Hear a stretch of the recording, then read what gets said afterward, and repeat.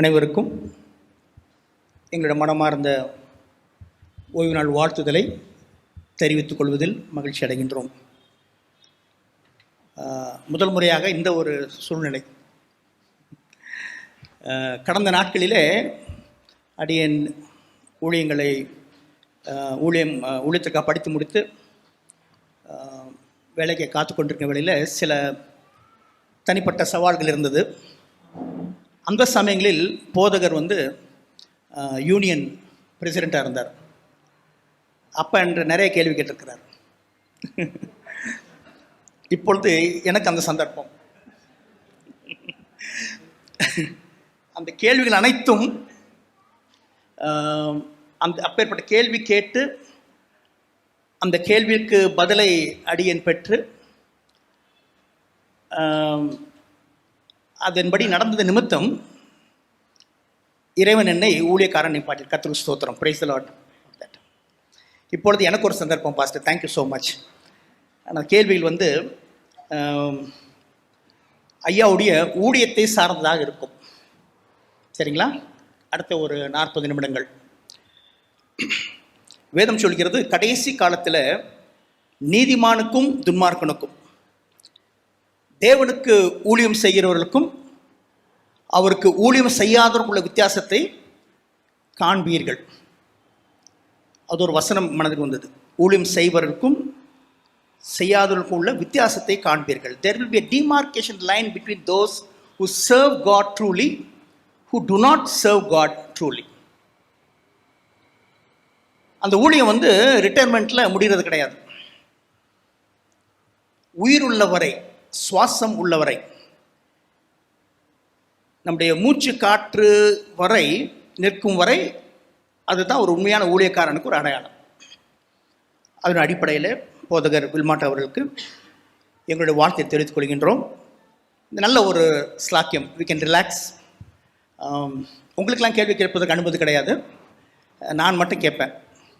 ஐயா கேள்வி சுருக்கமாக இருக்கலாம், பதில் பெருசாக வச்சுக்கலாம். ஃபஸ்ட்டு பிரச்சனை இல்லை. So your answer can be pick and from your experience. நேற்று கேட்டேன், கொஸ்டின்லாம் கொடுக்கணுமா அப்படின்னு. தேவையில்லை பாஸ்டர் அப்படின்ட்டார், நீங்கள் டைரெக்டாக அங்கே கேளுங்கன்னு. ஸோ ரொம்ப சந்தோஷமான ஒரு காரியம். என்னுடைய கேள்வி மத்தியான வேளையில் ஒரு 3 பகுதிகளாக நான் பிரித்திருக்கின்றேன். ஜெபத்தோடு, இது ஒன்றும் கேட்கணும் என்ற ஒரு நோக்கத்தோடு அல்ல, ஜெபத்தோடு ஒரு ஊழியக்காரன் என்ற அடிப்படையில் ஒரு அனுபவம் வாய்ந்த, ஆவிக்குரிய ஜீவத்தில் பழுத்த, அநேக திருச்சபைகளை நிறுவின, அநேக ஆத்துமாக்களை சபைக்கும் சத்தியத்தை கொண்டு வந்த, எண்ணில் அடங்காத தேவ பிள்ளைகளை சிலுவையில் அண்டையில் கொண்டு சேர்த்த, நம் அனைவருக்கும் பிரியமான, தெய்வனுக்கும் பிரியமான, சமுதாயத்திற்கும் பிரியமான ஒரு போதகருக்கு எங்களுடைய மனமான வாழ்த்துதலையும் நன்றிகளையும் ஏற்றுக்கொள்வதில் மகிழ்ச்சி அடைகின்றோம். திருச்சபை சார்பாக 3 பகுதிகள். மொத்தம் ஒரு 10 கேள்விகள். முதல் 3 கேள்விகள் உங்களுடைய தனிப்பட்ட ஊழியத்திற்கான பாதையின் கேள்விகள். 2வது குடும்பமும் ஊழியம்.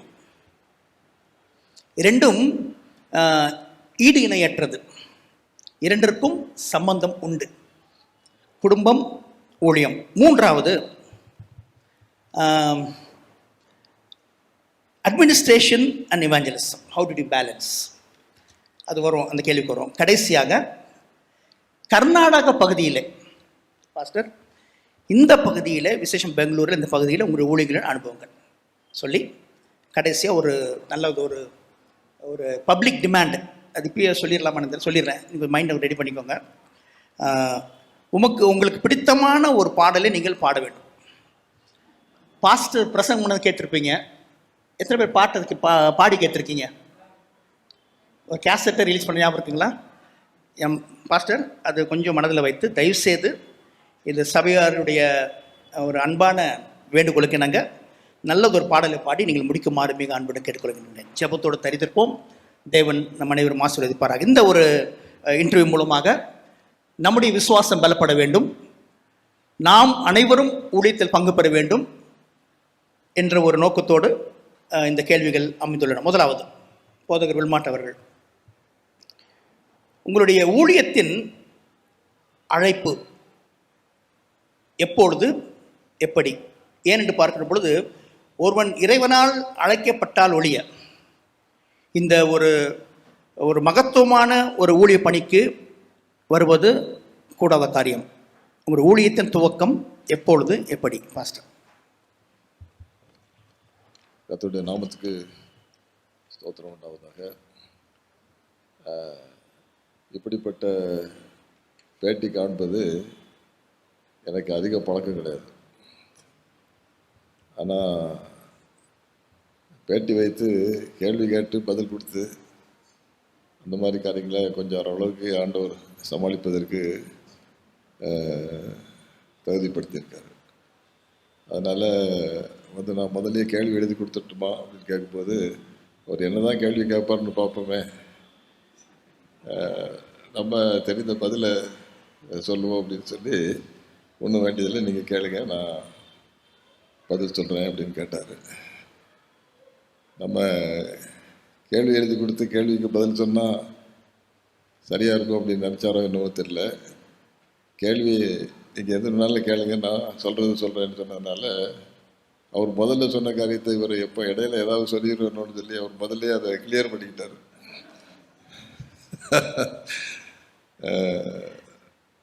அதுக்காக நான் அவரை பாராட்டுகிறேன். வாழ்க்கையில் எத்தனையோ நல்ல நல்ல அனுபவங்கள். இன்றைக்கு காலையில் நான் சொன்னது மாதிரி என்னுடைய வாழ்க்கையை திரும்பி பார்க்கும் பொழுது ஆண்டவர் என்னை வழி நடத்தி கொண்டு வந்த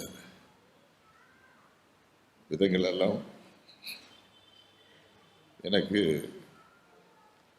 மிகுந்த மனநிறைவு, மகிழ்ச்சியும். வருத்தம்ன்றதே கிடையாது. வருத்தப்படாத நேரம் இல்லைன்னு சொல்ல மாட்டேன். வருத்தக்கூடப்படுகிற சங்கடமான சூழ்நிலையெல்லாம் நிரம்ப இருந்திருக்கு. ஆனால் இன்றைக்கு வருத்தம்ன்றதோ ஏமாற்றம்ன்றதோ ஒரு எந்த விதமான ஒரு வெறுப்புணர்ச்சியோ எதுவுமே என்னுடைய வாழ்க்கையில் கிடையாது.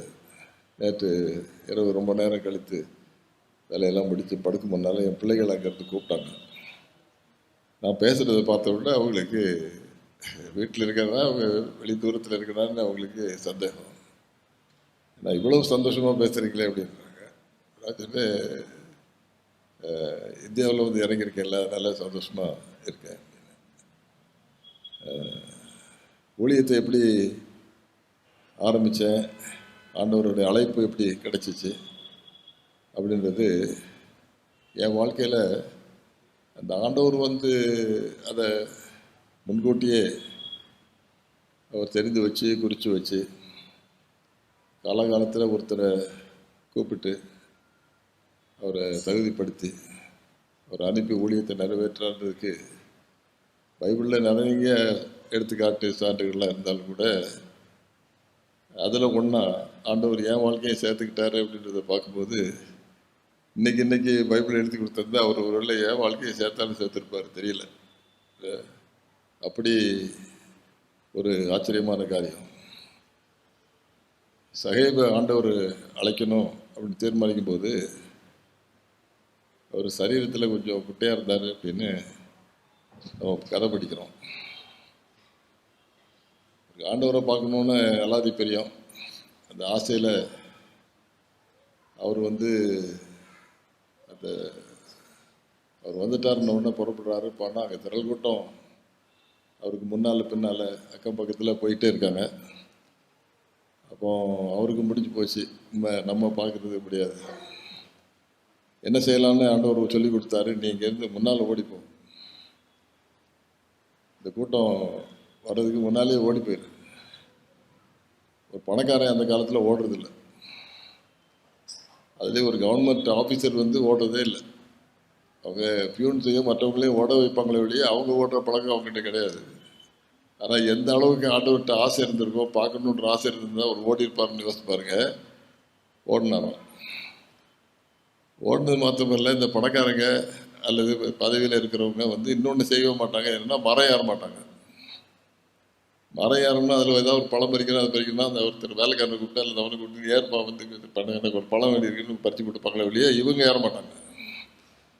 இவரை பாருங்க, அந்த மரத்தில் ஏறி அவர் ஆண்டவரை பார்த்துடணும், ஆண்டவர் அவரை பார்த்துடக்கூடாதுன்னு சொல்லி இந்த கிளையில் நிறையா இருந்த அந்த இதில் போய் ஒழிச்சிக்கிட்டு அங்கேருந்து ஆண்டவர் வர்ற பாதை இப்படி தான் வருவார், நான் எப்படியாவது இப்படி எட்டி பார்த்துட்டு போயிடுவேன் அப்படின்ட்டு போகிறாரு. அதை பற்றி ஒருத்தர் சொல்லும்போது சொல்கிறாரு, அந்த மரத்துக்கு கீழே ஆண்டவர் வருவார்னு எப்படி தெரியும்? ஆண்டவர் வந்து அந்த மரம் அந்த இடத்துல வளரணும்னு சொல்லி இந்த மனுஷன் அங்கே வந்து ஏறணும்னு சொல்லி அதுக்கு எத்தனை வருஷத்துக்கு முன்னால் விதை போட்டிருப்பாரு? எத்தனை வருஷத்துக்கு முன்னால் விதை போட்டிருப்பாரு? அந்த காட்டில் விதை போட்டதுலேருந்து அந்த ஒட்டகமோ ஆடு மாடு போனதில்லை. அது ஒன்று வந்து அதில் மிதிச்சு கழிச்சு அதை எங்கேயாவது தள்ளிட்டு போயிருந்தா அந்த மரம் அங்கே வந்திருக்காது. அதை பாதுகாத்து அந்த இடத்துல அந்த மரம் கண்டிப்பாக வளர்ந்தாகணும். ஏன்னா ஒரு நாள் வந்து சகைன்னு ஒரு மனுஷன் அங்கே ஏறி வந்து என்னை பார்க்க போகிறான்.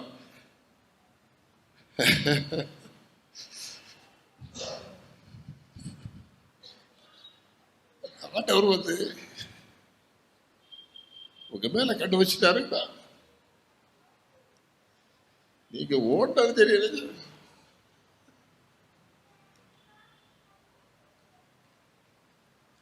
அது மாதிரி எங்க அப்பா கதை வேற, அந்த ஊர்ல இருந்து அவங்க எப்படி வந்தாங்கன்றது அது வேற. ஒரு கிறிஸ்தவ கிராமம் தான், நல்ல பரப்பான விசுவாசம் உள்ள நிறைய அவ்வளோ பேரும் கிறிஸ்தவங்க தான், சிஎஸ்ஐ கிறிஸ்தவங்க. நல்ல ஒரு கோயிலெலாம் கட்டு கோபுரம் ஒரு 3 மைல் தள்ளி வரும்போதே கோபுரம் தெரியும். திருநெல்வேலி சங்கரன் கோயிலிருந்து வந்துருக்காங்க. நான் சொன்னேன், உங்கள் ஊர் பக்கத்தில் தான் என் ஊர் இருக்குது. அங்கே அந்த ஊரில் ஒரு பழக்கம், கோயிலில் வாசலில் இந்த கோயிலை பாதுகாத்துறதுக்கு ஒரு குடும்பத்தில் ஒரு மகனை அங்கே அனுப்பணும். அவன் அனுப்பி 2 பேர், இன்னொரு குடும்பத்தில் ஒருத்தன் இன்னொருத்தர் 2 பையங்க அங்கே போய் அந்த முத்தத்தில் படுத்துக்கிடணும். ராத்திரி முழுவதும் படுத்து கிடந்து அந்த காம்பவுண்டில் யாரும் அங்கே இது விடக்கூடாது, அந்த தேவைங்க தான் ஆகக்கூடாது, பாதுகாக்கணும். படுத்துட்டு காலையில் எழும்பி அதை சுத்தப்படுத்திட்டு மணி அடித்து கதவு திறந்து லைட்டை போட்டு கூட்டிகிட்டு போகணும். இது அவங்க வேலை. 1 மாதம் இது டேர்ன் போட்டு யார் யாருக்கு மகன் இருக்கானோ அந்த மகன்கள்லாம் பொறுக்கி எடுத்து வீட்டு வாசலில் அம்மா அப்பா சொல்லி விடுவாங்க, ஒழுங்காக போய் படுத்துட்டு ஒழுங்காக கரைகளை செஞ்சுட்டு வாங்க மகன். இதில் இன்னொன்று என்னென்னா, சும்மா போனோம் வந்தோம் படுத்து தூங்கின கதையை பேசணும் எழும்பணும்னு புரியக்கூடாது. பைபிளை கொண்டு போகணும். பாருங்கள், பைபிளை கொண்டு போகணும். இந்த பையனை பைபிளில் உட்காந்து பைபிளில் கொண்டு போய் அங்கே சும்மா வச்சுட்டு விளையாடுறதில்ல, பைபிள் வாசிக்கணும். வாசிச்சுட்டு ஜெபம் பண்ணிவிட்டு எல்லாம் சரியாக இருக்கான்னு பார்த்துட்டு தூக்கிட்டு காலையில் எழுப்பி அதே மாதிரி செய்யணும். அப்போது ஒரு நாள் இந்த சகை கதை சொன்ன அந்த கதையை பாருங்க. இவர் அங்கே உட்காந்து அந்த காலத்தில் வந்து அம்மாமார் என்ன சொல்லுவாங்கன்னா, அவங்க கிச்சனில் வேலை செஞ்சுட்டு இருப்பாங்க, பையன் இங்கே வேலை படிச்சுட்டு இருப்பான். அம்மா அங்கே படிச்சுட்டு இருக்காங்கன்னா அம்மா அங்கே வரும்போது படிப்பான், அம்மா அங்கே போனோன்னு விட்டுருவான். அதனால் அங்கே என்ன சொல்லி வச்சுருப்பாங்கன்னா, நீ சத்தம் போட்டு வாசிக்கணும், சத்தம் போட்டு படிக்கணும். அது அங்கே கேட்கணும் அம்மாவுக்கு. சத்தத்தை நிறுத்தினா அப்படின்னு சொல்லி பையன் வேறு எந்த செஞ்சுட்டு இருக்கான்னு அவங்க அங்கேருந்து ஓரக்கடலில் பார்த்துருவாங்க. அது மாதிரி இவங்களே சத்தம் போட்டு வாசிக்கணும். அப்போ எங்கள் அப்பா வந்து பைபிளில் ஏதோ வாசிக்கிட்டே வரும்போது அன்னைக்கு பார்த்து யாத்திராம 20ஆவது அதிகாரத்தை வாசிக்கும். யாத்திராம 20ஆவது அதிகாரத்தை வாசிக்கும் போது அங்கே 10 பிரமாணங்கள் அங்கே இருக்குது. அந்த 10 பிரமாணங்களில் வாசிட்டே வர்றாரு. 4ஆவது பிரமாணம் வந்துச்சு, ஓய்வு நாளை பரிசுத்தமாய் ஆசரிக்க நினைப்பாயாக, 6 நாளும் நீ வேலை செய்து ஒரு கிரையில் நடப்பிப்பாயாக, 7ஆம் நாளும் உன் தேவனாகிய கர்த்தருடைய ஓய்வு நாள். ஏதோ சத்தம் கேட்ட மாதிரி இருந்துச்சு, அவர் அப்படியே நிறுத்திட்டாரு, வாய் ஓடலை. என்ன 7ஆம் நாளும் உன் தேவனாகிய கர்த்தருடைய ஓய்வு நாள்? வாரத்தின் முதல் நாளில் கோயில் போயிட்டுருக்கோம். பைபிள் 7ஆம் நாளும் தேவனாகிய கர்த்தருடைய ஓய்வு நாள்னு சொல்லியிருக்கு. இவருக்கு ஒன்றும் ஓடலை, கேள்வி எழுப்பிட்டு உடனே காலையில் வேலையை முடிச்சதான் உண்டு. அங்கே வந்து வீட்டுக்கு போகும்போது முதன்னு போய் அப்பாட்ட கேட்டுறணும்னு சொல்லி எங்கள் அப்பா பார்த்தவங்க யாரும் இருக்கீங்களா எனக்கு தெரியல. அவர் இந்த ஐயா இருக்காரு நம்ம எட்வர்ட், அவர் கொஞ்சம் தாண்டி இருக்கும்னு நினைக்கிறேன். அவர் வயது பார்த்தீங்களா, அம்மாவுக்கு தெரியும். ஆமாம், எங்கள் அம்மாவுக்கு அவங்களுக்கு கல்யாணம் கட்டிட்டு அவங்களுக்கு ஃபோட்டோ எடுக்கணும்னு சொல்லும்போது எங்கள் அப்பாவை 2 படி கீழே நிற்க சொல்லிட்டு எங்கள் அம்மாவை மேலே விட்டாங்க. அப்போ தான் சரியாக வருது. அதனால் நல்ல வேலை நாங்கள் வந்து அது 2க்கு சமமாக இந்த உயரத்தில் இருக்க வேண்டியது. இல்லைன்னா நாங்களும் அது மாதிரி உயரமாக இருப்போம் போல தெரியுது. அப்படி அவங்க படித்து வந்து வாசிக்கும்போது காலையில் அப்பாட்ட ஓடி போய், அப்போ இந்த மாதிரி நான் வாசித்தேன், பைபிளில் 7ஆம் நாளாக ஒரு தேவனாய் கர்த்தருடைய ஓய்வு நாள்னு சொல்லியிருக்கு. நம்ம வாரத்தின் முதல் நாளில் போகிறோம், அது என்ன அப்படின்னு கேட்டிருக்காரு. அவர் அப்பா வந்து அந்த காலத்தில் அப்பான்னா போலீஸ் இன்ஸ்பெக்டர் பக்கத்தில் வர முடியாது. என்னடா நீ பெரிய வளர்த்துட்டியா, நீ வாயை மூடிக்கிட்டு பைபிளை வாசம் ஜோம் பண்ணோன்னு சொல்லி நீ உன் வேலையை பாரு, கேள்விகள்லாம் மூட்டை கட்டி வச்சிருந்தார். இவர் மூட்டை கட்டுற ஆள் இல்லை. உடனே சரின்ட்டு போகிறாரு. அப்பா சொல்லிட்டார்ல, வேறு மருத்துவ ஒன்றும் சொல்ல முடியாது. போகிறாரு. போகும்போதே அப்பா சொல்லிட்டாரு, நல்ல வேலை இந்த ஞாயிற்றுக்கிழமை உபதேசர் வருவார், அவர்கிட்ட மட்டுமா கேட்டு தெரிஞ்சுக்கோ அப்படின்னாரு. நல்லதாக போச்சு அப்படின்ட்டு வாரத்தில் செய்ய வேண்டியதெல்லாம் போட்டு வர மாட்டாள்னு உட்காந்து ஜெபம் பண்ணி எடுத்து எல்லாம் பிடிச்சிட்டு ஞாயிற்றுக்கிழமை என்றைக்கு வரும்னு சொல்லி பார்த்து உபதேசர் வந்தாங்க, எல்லாம் பிடிச்சி இருக்கும்போது ஐயா அந்த மாதிரி அப்படின்னு போய் நின்னார். அங்கே ஊரில் வந்து அந்த காலத்தில் உபதேசியார் போனார்னா அவர் வந்து போலீஸ் இன்ஸ்பெக்டர் போனால் கூட அவ்வளோ மரியாதை கிடையாது, பயம் கிடையாது. உபதேசியார் போனார்னா அப்படி இருக்கும், எல்லாம் ஒழுங்காக இருக்கணும். வீடு கேடு அம்மா அப்பா பிள்ளைகள்லாம் அவ்வளோ தான் இருக்கணும். அப்படி இருக்கும் கிராமங்கள்லாம் அந்த காலத்தில்.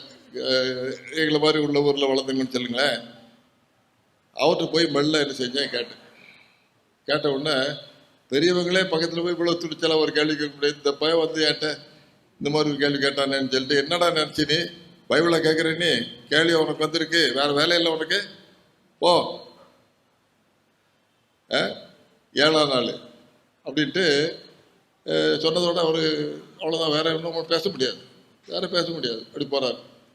ஆண்டவர் பாருங்க, அதே மாதிரி இப்படி போகும்போதே இந்த உபதேசர் பார்த்து போன்னு சொல்லி வரட்டதோட சேர்த்து உனக்கு எதுவும் இன்னும் கேட்கணும்னு நினச்சேன்னா அந்த வாரம் அங்கேருந்து ரெவரண்ட் வருவார் பாளையங்கோட்டையிலேருந்து. அவர் வரும்போது அவர்கிட்ட கேளுன்ட்டார். எங்கள் அப்பாவுக்கு நல்லதாக போச்சுன்னு சொல்லி அடுத்த ஞாயிற்றுக்கிழமை எப்போ வரும்னு பார்த்துட்டு பெரிய ரெவரண்ட் வந்தார். வந்து எப்படி பார்த்துட்டு இங்கே எல்லாம் முடிச்சு கிடிச்சு அங்கே உட்காந்துருக்கும்போது ஐயா மேலே போய் ஐயா ஒரு சின்ன கேட்கணுன்னு, என்னடா கேட்கணும், இந்த மாதிரி எப்படி இப்படின்னு பைபிளில் 7ஆம் நாளில் ஒரு தேவனாய் கர்த்தருடைய ஓய்வு நாள், ஓய்வு நாளை பரிசுத்தமாய் ஆசிரிக்க நினைப்பாய்ன்னு சொல்லி திருக்கட்டளையில சொல்லியிருக்கீங்க. அது என்ன, அது நம்ம ஞாயிற்றுக்கிழமை போகிறோமே அப்படின்னு கேட்டவுடனே அவர் ஒன்று இழுத்துட்டார், நல்ல 2 சத்தம் போட்டார். என்னடா இது, பைபிளில் 7ஆம் நாளும் ஒரு தேவனாய் கர்த்தருடைய ஓய்வு நாள் இருக்கு.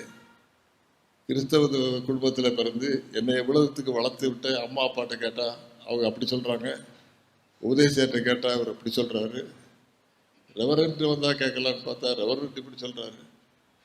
இவருக்கு அந்த கேள்வி மனசில் இருந்து ஆவியானவர் எடுக்கவே இல்லை. என்னைக்கா ஒரு நாளைக்கு இது யார்ட்டையாவது கேட்டு நான் பார்த்தா தான் எனக்கு அப்படின்னு இருக்காரு. அப்படி இருக்கும்போது இங்கே அந்த பாளையங்கோட்டில் ஏதோ ஒரு போர்டிங்கில் படிக்க வச்சு அது பிறகு ஏதோ கொஞ்சம் படித்த உடனே ஒரு வேலை கொடுத்துருவாங்க. அப்போ ஒரு இன்சூரன்ஸ் கம்பெனியில் ஒருத்தர் வந்து நீ பார்த்தா நல்லா வளர்த்திய ஆள் நல்லா இருக்க, உனக்கு ஒரு இன்சூரன்ஸ் ஏஜென்சி வேலை தரேன்னு சொல்லி ஒரு பையன் கையில் கொடுத்து ஒரு ஏஜென்சி கொடுத்து நீ மதுரையில் போய் நீ இன்சூரன்ஸ் கம்பெனிக்கு ஆர்டர் எடுன்ட்டார். இவங்களுக்கு அடுத்தவங்ககிட்ட அப்படி பெரிய இதாக பேசுகிறதுல இதெல்லாம் தெரியாது. அதெல்லாம் போய் கம்பெனியில் வேலை செஞ்சு ஒரு நாள் போயிட்டு இருக்கும்போது ஒன்று கிடைக்கல என்னமோ தெரில, ஆர்டர் கிடைக்கல என்னமோ தெரில, சோர்வாக வர்றாரு. சோர்வை வந்து வீட்டில் போய் படுத்துவங்களாம் அப்படின்ட்டு வரும்போது இங்கே ஒரு கூடாரம் அடிச்சிருக்கு. கூடாரம் போட்டு தீர்க்க தரிசன முழக்கம் அப்படின்னா என்னதை போட்டு அங்கே பாட்டு சத்தம் வருது. பாட்டு சத்தம் ஒன்றா இவர் கிராமத்தில் பாட்டு கேட்டலாம் பாடி ஜெபங்கள்லாம் பண்ணி பழக்கம் இல்லையா. எங்கள் வீட்டில் போய் ரூமில் நம்ம என்ன செய்ய போகிறோம், இங்கே பாட்டு பாடுறாங்க, அது என்னென்னு போய் உள்ளே உட்காந்து கேட்டு போவோம்னு சொல்லி அவர் வந்து அங்கே ஜோம் பண்ணிவிட்டு அங்கே உட்காந்து பாட்டு பாடி முடித்த உடனே அவங்க சொல்கிறாங்க, இன்றைக்கு நம்முடைய முக்கியமான போதகர் வீடி கோயில் பிள்ளை அவர்கள் அந்த பகுதியில் ஆரம்ப காலத்தில் அவர் ஒரு சிங்கம். பைபிள்னா அந்த வட்டாரத்தில் எத்தனையோ இடத்துல நல்ல நல்ல ஆத்மாக்களை அவர் வீடி கோயில் அவர் வந்து எழுப்பி நின்று இன்றைக்கு ஆண்டவர் எனக்கு கொடுத்திருக்கிற விலையேறப்பட்ட சத்தியத்தை நான் உங்களோடு பகிர்ந்து கொள்றதில் நான் சந்தோஷப்படுறேன். அதனுடைய தலைப்பு 7ஆம் நாளும் தேவனாயே கர்த்தர். கும்பிட போன தேவ குறுக்கிட்டு வந்த மாதிரி அவர் ஆதி ஆரம்பத்திலிருந்து வெளிப்படுத்தல் வரைக்கும் பார்த்துருக்கீங்களா? நாங்கள் பிரசங்கம் பண்ணுறது கேட்டிருக்கீங்களா? ஒரு நிலை பரிசோதனை ஆசிரிக்க நினைப்பாங்க. ஆதி ஆரம்பத்திலிருந்து வெளிப்படுத்தல் பற்றி சொல்லி அது யார் மாற்றினா, எப்போ மாற்றினாங்க, என்னைக்கு மாற்றினாங்க, அங்கே எழுதி வச்சிருக்க எல்லாத்தையும் போய் பார்த்துட்டு வந்து அப்படின்னு சொல்றாரு. அன்னைக்கு எடுத்தாரு தீர்மானம். இனிமே இந்த பைபிள்ல நான் கண்டுபிடிக்கணும்னு நினைச்ச ஒரு சத்தியத்தை, எந்த ஊர்லயே பிறந்த நான் இந்த ஊருக்கு வர, எந்த ஊர்லயே வளர்ந்த ஒரு போதவர் வந்து இந்த ஊருக்கு வர, அவர் வந்து நான் எதிர்பார்த்து நான் கேட்கணும்னு இருந்த அந்த காரியத்தை அவர் அன்னைக்கு இன்னொரு நாள்னா நான் எங்கேயோ போயிருப்பேன்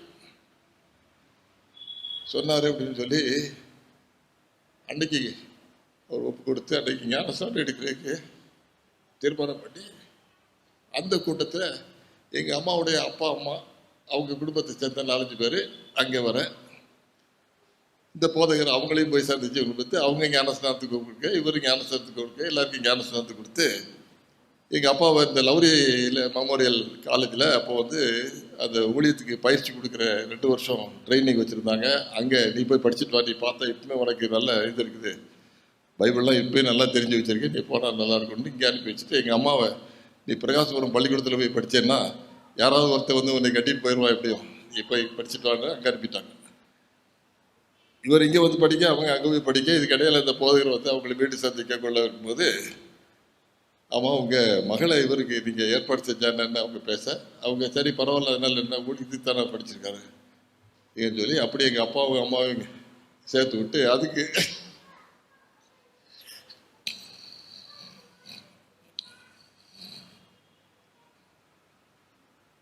முத மகனா பிறந்த உடனே எங்கள் அப்பா அம்மாவுக்கு ஒரே ஆசை, எப்படியாவது எங்கள் வயிற்றுல பிறந்த இந்த மகன்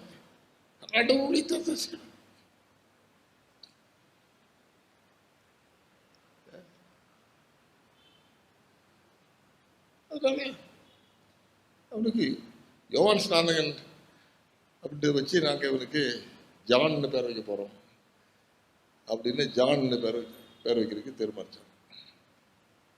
தீர்மானிச்சு நான் பிறந்து கையில் குழந்தை அப்படி இருக்கும்போது இந்த வட்டாரத்தில் தென்பகுதியில் ஒரு வெள்ளைக்கார ஒருத்தர் மிஷினரி ஊழியம் செய்கிறது நல்ல மனுஷன். அவரை பற்றி பின்னால் நான் கேட்டு பார்த்தேன்னா நான் ஏன் ஊழியத்துக்கு கேட்டேன்னா அந்த மாதிரி வந்தேன்னு சொன்னேன். அந்த மாதிரி ஒரு மிஷினரி அந்த மாதிரி மிஷினரி பார்க்க முடியாது. ஒரு சட்டையை போட்டு போனார்னா நாகர்கோவில் கன்னியாகுமரி மாவட்டத்தில் போய் ஒரு தமிழ் படித்து அதை படித்து அங்கெல்லாம் போய் நுழைஞ்சு ஒருத்தர் ஏற்றுக்கிட மாட்டாங்க. எல்லாம் பயங்கரமான கிறிஸ்தவ சமுதாயத்தை சேர்த்தவங்க. அதில் கொஞ்சம் பாவப்பட்டவங்க ஏழை எளிமைகளை போய் பார்த்து எடுத்து அவர் ஊழியம் செஞ்சு வர்ற காலத்தில் அவருக்கு வில்மாட்டு துறைன்னு ஒரு பேர்.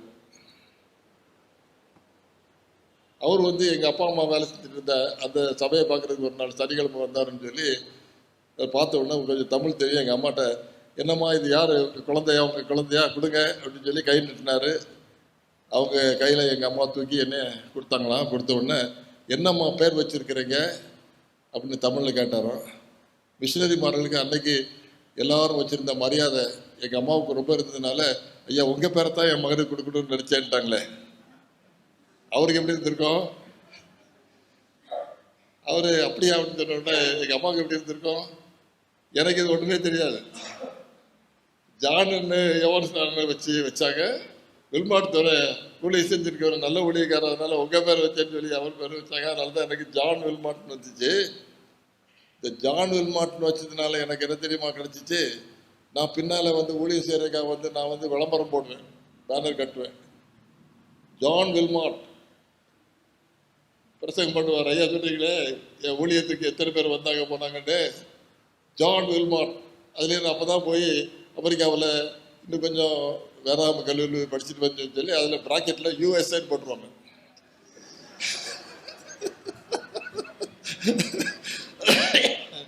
என் பேரை பார்த்துட்டு விளம்பரத்தை பார்த்துட்டு ஏதோ ஒரு பெரிய விளம்பரம் வரான்னு சொல்லிட்டு அவங்க வந்து குவிச்சிருவாங்க.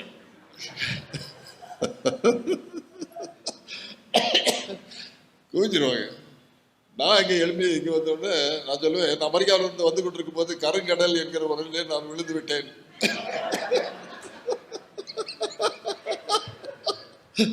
அது என் பேர் என்னதோ எனக்கு ஜான் வில்மாட் தான். இந்த கருப்பத்தோட இப்பொழுது நீங்கள் செய்கிற பிரசங்கத்தை நீங்கள் தயவாக வந்து கேட்டு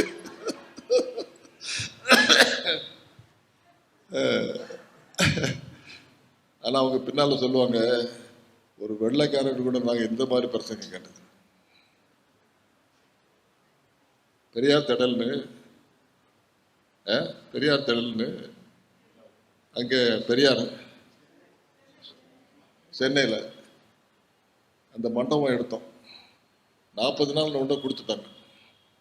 ஒரு நாளைக்கு 500 ரூபா கொடுத்து திருமணம் நடத்துறதுக்கு அந்த காலத்தில் ஆள் இல்லாமல் இருந்தோமே, இவங்க வந்து 40 நாளைக்கு இந்த மனுஷன் வந்து எடுக்க வரேன் வந்து சின்ன பையன் மாதிரி தெரியும், காசு கட்டுவானது கட்ட மாட்டான்னு தெரியும், மொத்தமாக நீ கட்டுறது தான் கொடுக்குறேன். நாங்கள் மொத்தமாக கட்டிட்டோம், 40 நாள் கட்டிட்டோம். அவன் நான் 2வது நாள் செஞ்ச பிரசங்கத்தை கேட்டு கடவுள் உண்டுன்றத பிரசங்கத்தை பற்றி இந்த நாளைக்கே வரட்டி விட்டா போச்சேன்னு சொல்லிட்டு நான் முதல்ல கட்டிட்டேன் பணத்தை. இந்த ஊரே திறந்து வந்த பார்த்த உடனே ஒரு நாள் பெரியாரங்க வந்துட்டார். அவர் அண்ணன் மகளும் அக்கா மகளும் தான் அங்கே பார்த்துட்டு இருந்த அந்த இடத்த ஒரு அப்பப்போ ஒரு மாதத்துக்கு 2 தடவை வருவார். ஈரோட்டிலேருந்து இங்கேருந்து வருவார். அப்போது யார் பேசுகிறாரு, ஏதோ கடவுள் இல்லைன்னு சொல்கிறாராமே, இது அறிஞர் அண்ணாவுக்கு அங்கே முதலமைச்சராக இருக்கிற அவருக்கு போயிட்டு இந்த மாதிரி நம்ம அரங்கத்தில் வந்து இந்த மாதிரி ஒருத்தன் பேசுகிறேன், நாம என்ன அது அப்படி இப்படின்னு சொல்ல பார்த்தா நல்லா இருக்குன்னு எனக்கு அவரை பார்க்கணுன்னு ஆசையாக இருக்குது. அவர் என்ன பார்க்கணுன்னு ஆசையாக இருக்குன்னா எனக்கு எப்படி இருக்கும், சரி நல்ல வேலை அப்படின்னு சொல்லிட்டு நான் போய் ஐயா பக்கத்தில் உட்காந்துக்கிட்டு பேசினா கொஞ்சம் காது அவர் கேட்காது சரியா. அதனால அப்படி பேசிட்டு இருக்கும்போது, என்ன நீ கடவுள் இல்லைன்னு சொல்கிறியாமே அப்படின்னாரு. நான் சொன்னேன், நீங்கள் சொல்கிற மாதிரியே அந்த கடவுள் இல்லைன்னு ஐயா நானும் சொல்கிறேன் அப்படின்னு. அந்த நேரத்தில் பாருங்க, நீங்கள் சொல்கிற மாதிரியே அந்த கடவுள் இல்லைன்னு தான் நானும் சொல்கிறேன். 4 ஜாதியை உண்டாக்குன கடவுள் எனக்கும் கிடையாது, உங்களுக்கும் கிடையாது, அது என்னுடைய நம்பிக்கையிலையும் கிடையாது. அதனால் அந்த கடவுளை பற்றி நான் சொல்லலை, இங்கே அந்த கடவுள் உண்டுன்னு சொல்லலைன்னு. அப்படி 2 கேள்வி கேட்டார். 3வது கேள்வி கேட்டார். நாங்கள் 2 பேரும் கொஞ்சம் எத்தனையோ வருஷம் பழகுன மாதிரி அவர் என்னை ரொம்ப தட்டி கொடுத்தாரு. நான் தட்டி கொடுத்துட்டு பேசி நடந்தேன். நல்லா நடக்குதான், எல்லாரும் வராங்க, எல்லாரும் சொல்கிறாங்க, தமிழ் படித்தவங்கெல்லாம் சொல்கிறாங்க, இந்த மாதிரி தமிழில் ஒருத்தர் பைபிள் சொல்கிறத நாங்கள் கேட்டதில்லைன்றாங்க. நல்லா செய்ய நடக்கட்டும் அப்படின்றாரு. அந்த நேரத்தில் அவங்க வந்து நாங்கள் கோட்டையை பிடிப்போம், தமிழ்நாட்டை பிடிப்போம் அப்படின்னு சொல்லி காங்கிரஸ் ஆட்சி பலத்த கட்சியாக இருக்கிற நேரத்தில் இவங்க கொக்கரித்து பேசிக்கிட்டு இருக்கிற காலத்தில் நான் வந்து அவங்க மேடையில் உட்காந்துக்கிட்டு அட்வென்டேஜ் சத்தியத்துக்காக நான் கோட்டையை பிடிப்பேன், தமிழ்நாட்டையே பிடிப்பேன் அப்படின்னு சொல்லி நான் வந்து கங்கணம் கட்டி நான் பேசிக்கிட்டு இருக்கேன். பேசிட்டு இருக்க காலத்தில் அங்கே நல்லா நடச்சு. இப்படி அந்த ஆண்டவர் வந்து தேர்ந்தெடுத்தார். ஒரே படிக்க போன இடத்துல என்னை கூட்டிகிட்டு போனவங்க வாத்தியார் 2 பேர் இங்கேருந்து சொல்லி விட்டாங்க, இந்த ஊழியத்துக்கு மட்டும் சேர்ந்துடாத, நாங்கள்லாம் ஊழியத்துக்கு படிச்சுட்டு படுற பாடு தெரியுதா, எங்களை அவங்க என்ன மாதிரி நடத்துகிறாங்க தெரியுமா, இந்த கணக்கு வேலையாவது படிச்சுட்டு வந்தோன்னா அடுத்த நாளே அவன் எல்லாரும் ஒன்று சுற்றி நிற்பான். ஒரு ட்ரெஷரர் வேலை கிடைச்சுன்னா உடனே வச்சு தான் எல்லாருமே கணக்கு எழுதுவாங்க, நீ போய் அதை படிச்சுட்டு வந்துரு அப்படின்னு சொன்னதை கேட்டு நான் போய் என்ன செஞ்சுட்டேன், பிஸ்னஸ் அட்மினிஸ்ட்ரேஷன் படிக்கணும்னு சொல்லி எழுதி கொடுத்து சேர்த்துட்டேன். சேர்ந்த அன்னையிலேருந்து எனக்கு படிப்பும் ஓடலை, ஒன்றும் ஓடலை, பைபிள் தான் எனக்கு பிடித்தமாக இருக்குது, எனக்கு ஊழியம் செய்யணும்னு தான் எங்கள் அப்பா அம்மா சொல்லியிருந்தாங்க, எனக்கும் அதான் ஆசையாக இருக்குது, இடித்தாம ஸ்கூலில் படித்ததுலேருந்து இந்த மாதிரி எழுதி கொடுத்துட்டேனே அப்படின்னு சொல்லி அந்த பாடத்தை எடுத்தேன், அதை படித்தேன், அதை பாஸ் பண்ணேன், மார்க் வாங்கினேன்னு தவிர அந்த 4 வருஷம் அங்கே படிக்கிற நேரத்தில் எப்பப்போ எனக்கு இந்த பைபிள் சம்மந்தமாக ஒரு கோர்ஸ் எடுக்கிறதுக்கு ஒரு சான்ஸ் கிடைக்குதோ அந்த கோர்ஸ் எல்லாம் எடுத்தேன், படித்தேன். 2வது வருஷத்தில் அமெரிக்காவிலேருந்து ஒரு துறை வந்தார், இங்கே பெங்களூரில் தான் அவர் வந்து மிஷினரியாக வந்திருந்தார். அவர் வந்து ஒரு வீக் அப்புறம் நடத்த இது ஸ்பைசர் காலேஜுக்கு வாங்கன்னு சொல்லி அவர் இந்த பட்டணத்தை அப்படி அசைச்சிட்டாரு பிரசங்கம் பண்ணி. அவர் அங்கே வந்து எங்களை அசைச்சிட்டாரு, ஏன் மனசெல்லாம் உடஞ்சிட்டு நான் போய் அழுதுட்டு அவர் காலில் போய் விழுந்த மாதிரி விழுந்து எனக்காக நீங்கள் ஜோம் பண்ணுங்க, நான் எப்படியாவது ஊழியம் செய்யணும்னு எனக்கு விருப்பமாக இருக்குது அப்படின்னு அவர் ஜோம் பண்ணி விட்டார்.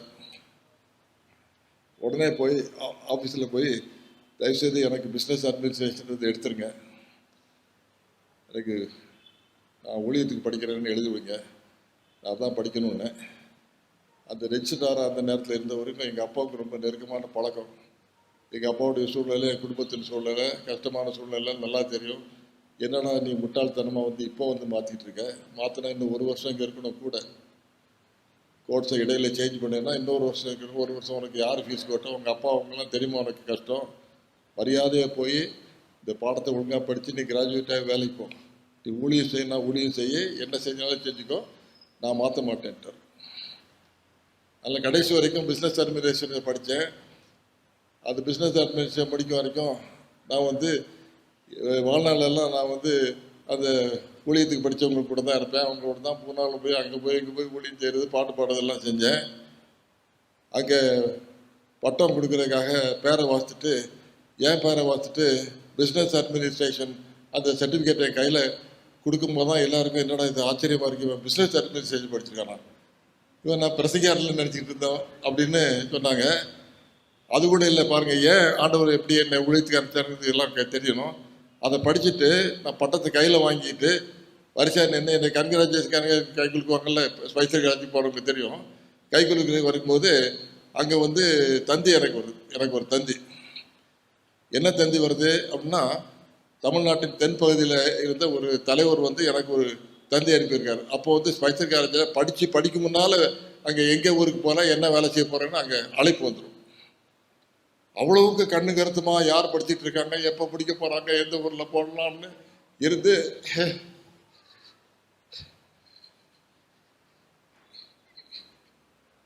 டெக்கி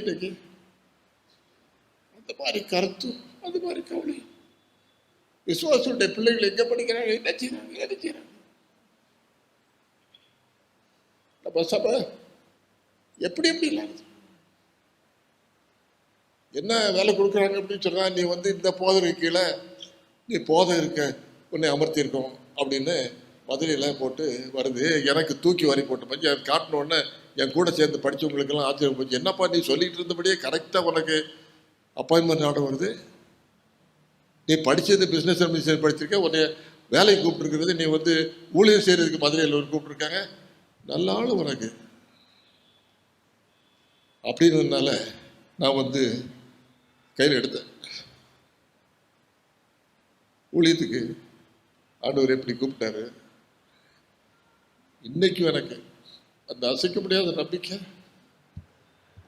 எங்கள் அப்பா அம்மாவுடைய ஆசை, அந்த ஆண்டவருடைய ஆசை, ஏன் ஆசை, ஏன் பொறுத்தனை, தமிழ்நாட்டை விட்டு எந்த காரணத்தை விட்டு எங்கேயும் வெளியே போகக்கூடாது. இந்த தமிழ்நாட்டில் இந்த மூல முடுக்கள் எல்லாம் சத்தியத்தை சொல்லி ஆகணும். சத்ருவாய் பிசாசு பண்ண காரியங்கள் எல்லாம் பார்த்துக்கிட்டு அதெல்லாம் பயங்கரமான காரியங்களாம் பார்த்து 15 வருஷம் நாடு கடத்தி அங்கேயும் போய் அலைஞ்சு தெரிஞ்சு வேலை செஞ்சு பிறகு இங்கே 87 வருஷம் பெங்களூரில் கொடுத்து போட்டாங்க. ஆண்டவர் வந்து மறுபடியும் ஒரு பெரிய திருப்பத்தை கொண்டு வந்து ஆரம்பித்து குடிகள்லாம் நடத்துகிற காலத்தில் தான் இவங்கெல்லாம் வந்த இது.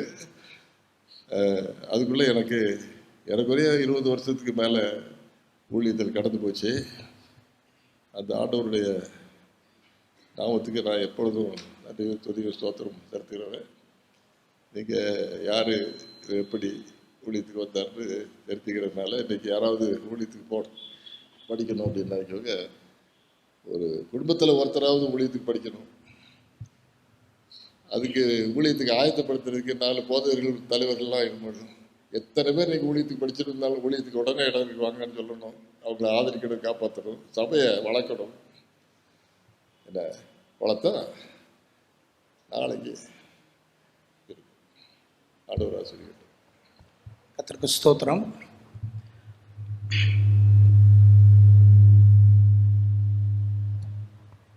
ஒரு வசனம் எனக்கு ஞாபகத்திற்கு வருகின்றது. ரோமர் எழுதிய நிருபம் 8ஆம் அதிகாரம் 30ஆம் வசனம். இறைவன் யாரை முன்குறித்திருக்கிறாரோ அவர்களை அழைத்திருக்கிறார், யாரை அழைத்திருக்கிறாரோ அவர்களை, யாரை நீதிமாக்கின அவர்களை மகிமைப்படுத்தி இருக்கிறார். கர்த்தருக்கு ஸ்தோத்திரம். முன்குறித்தார், அழைத்தார், மகிமைப்படுத்தினார். கர்த்தருக்கு ஸ்தோத்திரம். பாஸ்டர், 2வது 3வது கேள்வி இரண்டும் இணைந்து ஒரே கேள்வியாக.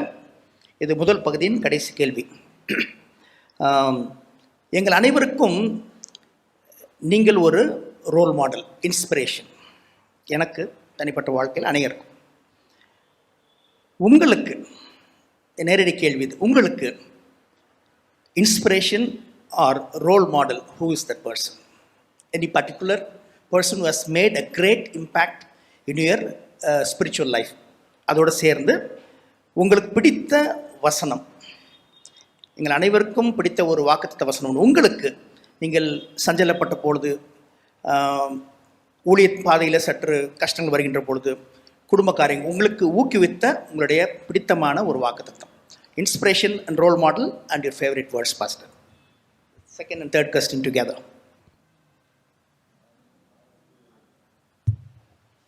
யாருக்கு ரோல் மாடலாக இருந்தேன் அப்படின்றத, யாருக்கு ரோல் மாடலாக இருந்தேன்றது கேட்டால் தான் அவங்க தான் சொல்லணும். யாருக்கு ரோல் மாடலாக இருந்தேன், யாருக்கு இன்ஸ்பிரேஷனாக இருந்தேன்னு சொல்லி.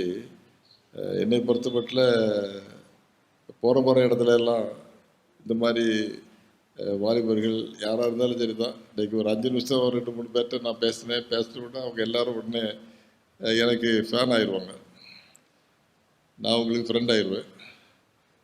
அதுலேருந்து நான் அவங்கள மறக்க மாட்டேன், அவங்க என்னையும் மறக்க மாட்டாங்க.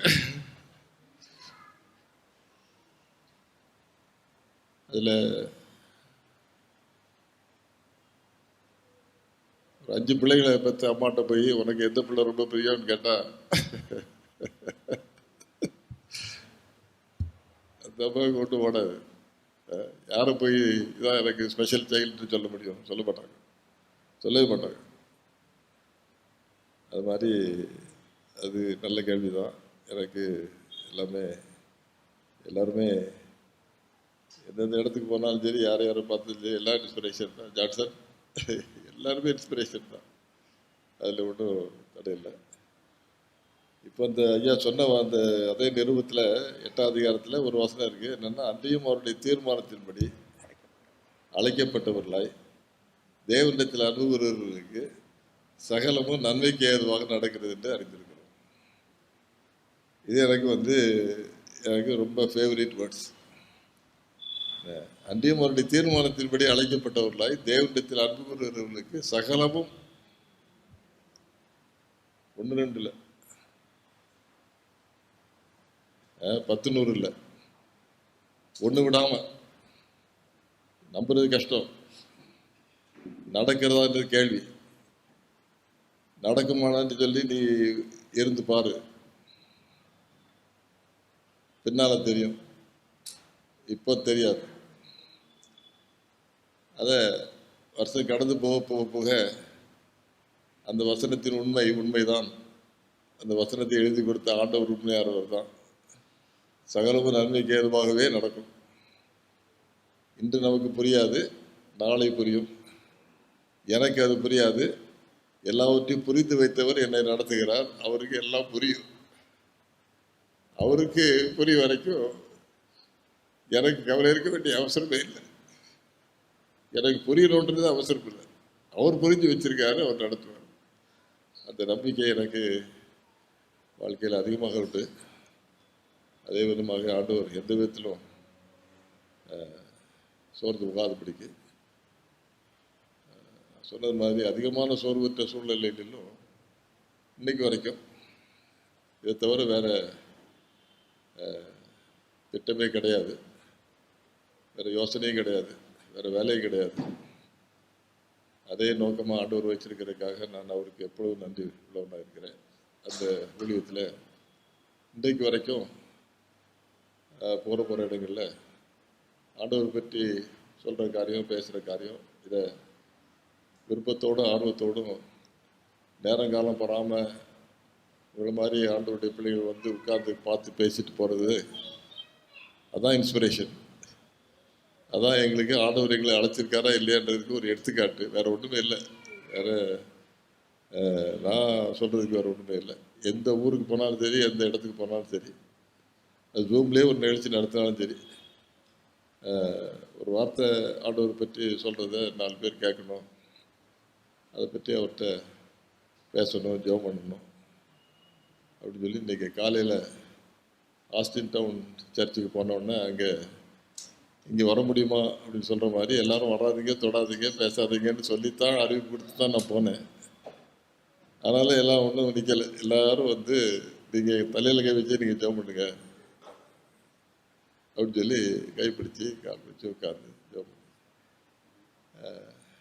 இதை விட வாழ்க்கையில் எனக்கு என்ன வேணும்?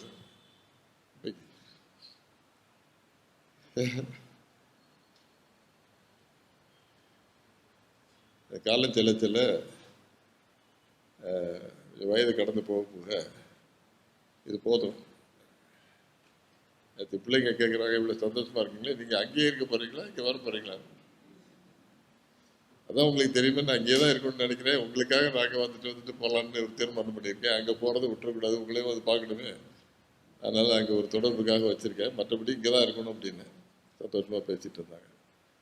ஆண்டவர் வந்து பிரியமான வசனம், எல்லாருக்கும் ஒரு பிரியமான வசனம் இருக்கணும். பைபிளில் எல்லாமே பிரியமான வசனம் தான், என்றாலும் இது எனக்கு ஒரு பிரியமான வசனம். ரொம்ப நன்றி பாஸ்டர். நம்ம 2ஆம் பகுதிக்கு செல்வோம். 2ஆம் பகுதியில் 2 கேள்விகள். அந்த 2 கேள்விகளையும் இணைத்து ஒரே கேள்வியாக கேட்கின்றேன். ஊழியமும் குடும்பமும். ஒரு வெற்றிகரமான ஒரு ஊழியத்தை நாம் செய்ய வேண்டுமென்றால் குடும்பத்தின் பங்கு ரொம்ப முக்கியம். We cannot do ministry alone. It needs the support of the family, right? ஆசீர்வாதமாக அமைய வேண்டுமென்றால், வெற்றியாக அமைய வேண்டுமென்றால் குடும்பத்தின் பங்கு ரொம்ப முக்கியம். பாஸ்டர், சில வருடங்கள் முன்பாக அருமையான ஆன்ட்டியை இழந்தோம். குடும்பத்தில் சில பலவீனங்கள், சுகநலம் இருந்தது. இவைகள் மத்தியிலும் உங்கள் ஊழிய பாதையில் தேவன் நடத்தினார். கர்த்தருக்கு ஸ்தோத்திரம். How did you strike a balance between family and ministry? How did you? We are having challenge. எங்களுக்கு சவால்கள் உண்டு. எவ்வாறு அதை நீங்கள் சரிசமமாக பார்த்து வந்தீர்கள்? ஒரு பக்கம் ஊழியங்கள் முன்னேறி கொண்டே இருந்தது, ஊழிய சவால்கள். மறுபுறம் குடும்பத்தை, வேதம் மிக தெளிவாக சொல்கிறது, ஒருவன் தன் குடும்பத்தை சரியாக அதை கவனிக்காவிட்டால் சபை எவ்வாறு கவனிக்கும்? இதற்கு என்ன பாஸ்டர் பதில்? உங்களுடைய ஆலோசனை என்ன? உங்களுடைய அனுபவம் என்ன? தேங்க்யூ. ஊழியமும் குடும்பமும் சொல்லும்போது 100% ஒரு ஊழியக்காரன் வந்து நல்ல ஊழியக்காரனாக இருக்கணும்னு சொன்னால் ஒரு நல்ல குடும்பம் இருந்தால் தான் ஊழியம் சரியாக.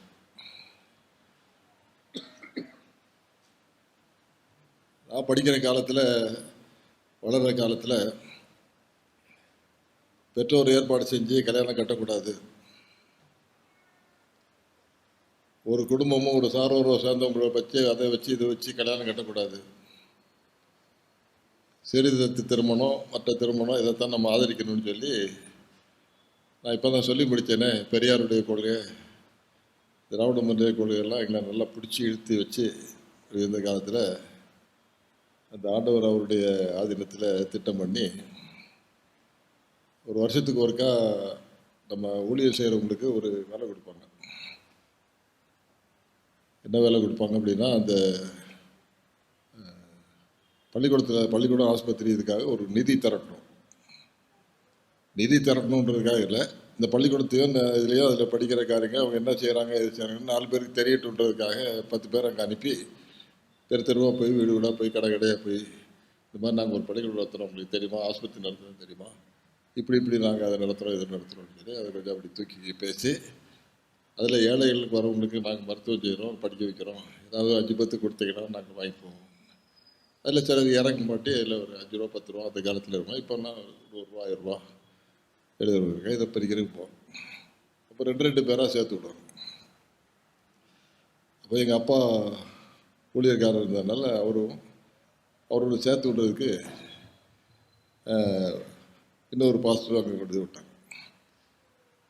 அந்த பாஸ்டர் வந்து இங்கே எங்கள் வீட்டில் தங்கியிருந்து இந்த வட்டாரத்தில் அவங்க பணம் பறிக்கிறதுக்காக வரும்போது அங்கே போயிட்டு வந்தவுடனே எங்கள் அம்மா நல்லா சமைப்பாங்க. என்ன குழம்பு வைக்கணும்னாலும் உடனே சொன்னால் போதும் அப்படிங்கிறது. அது சாப்பிட்றவங்க 4 நாளைக்கு மறக்காமல் இந்த அம்மாட்ட சாப்பிட்டா நல்லா இருக்குமேன்ற மாதிரி பேசுவாங்க, வைப்பாங்கன்னு எல்லாம் சொல்லுவாங்க. அப்படி வந்து ஒரு வருஷம் ஒரு போதகர் வந்தவர் எங்கள் அப்பாவை அவருக்கு ரொம்ப பிடிச்சி போச்சு. எங்கள் அப்பாவுக்கு அவரும் ரொம்ப பிடிச்சி போச்சு. உடனே அடுத்த வருஷம் வந்தபோது யார் 2 பேர் சேர்த்து விடும்போது மறுபடியும் இவங்க 2 பேருமே சேர்த்து விடுங்கன்னு சொல்லி இவருடைய சேர்த்து விட்டாங்க. இவருடைய சேர்த்து விட்டோம்னா இப்போ வந்து அவங்க 2 பேருக்கும் லவ் உண்டாயிட்டு. எங்கள் அப்பாவுக்கும் இவருக்கும் 2 போதர்களுக்கும் இவங்க 2 பேரும் ஒருத்தர் அவ்வளோ நேசிக்கிறாங்க. அவங்க 2 பேரும் நேசித்தாங்கன்னு பார்த்தா அவங்க பிள்ளைய எனக்கு கட்டணும்னு எங்கள் வீட்டில் என்னையை கொண்டு அவங்களுக்கு கட்டணும்னு சொல்லி அவங்க 2 பேரும் தே ஃபெல் இன் லவ். ரிசல்ட் வந்து நாங்கள் 2 பேரும் கல்யாணம்.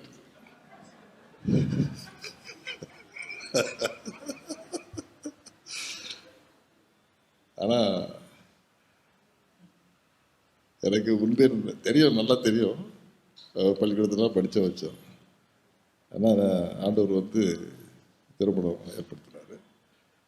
அந்த திருமணத்தில் அந்த அம்மா வந்து இன்றைக்கும் சொல்லுவாங்க போதர்கள், உங்களை கூட நாங்கள் நினைக்கிறதில்ல அதிகமாக, உங்களை வச்சு காப்பாற்றி உங்களுக்கு அவ்வளோ கஷ்டப்பட்டு பிள்ளைகளை வளர்த்து எடுத்து இங்கே காடு மேடம் அலைஞ்சி தெரிஞ்சு ஊழியர் செய்கிற காலத்தில் எல்லாத்தையும் உங்களுக்காக வச்சு காப்பாற்றினாங்க.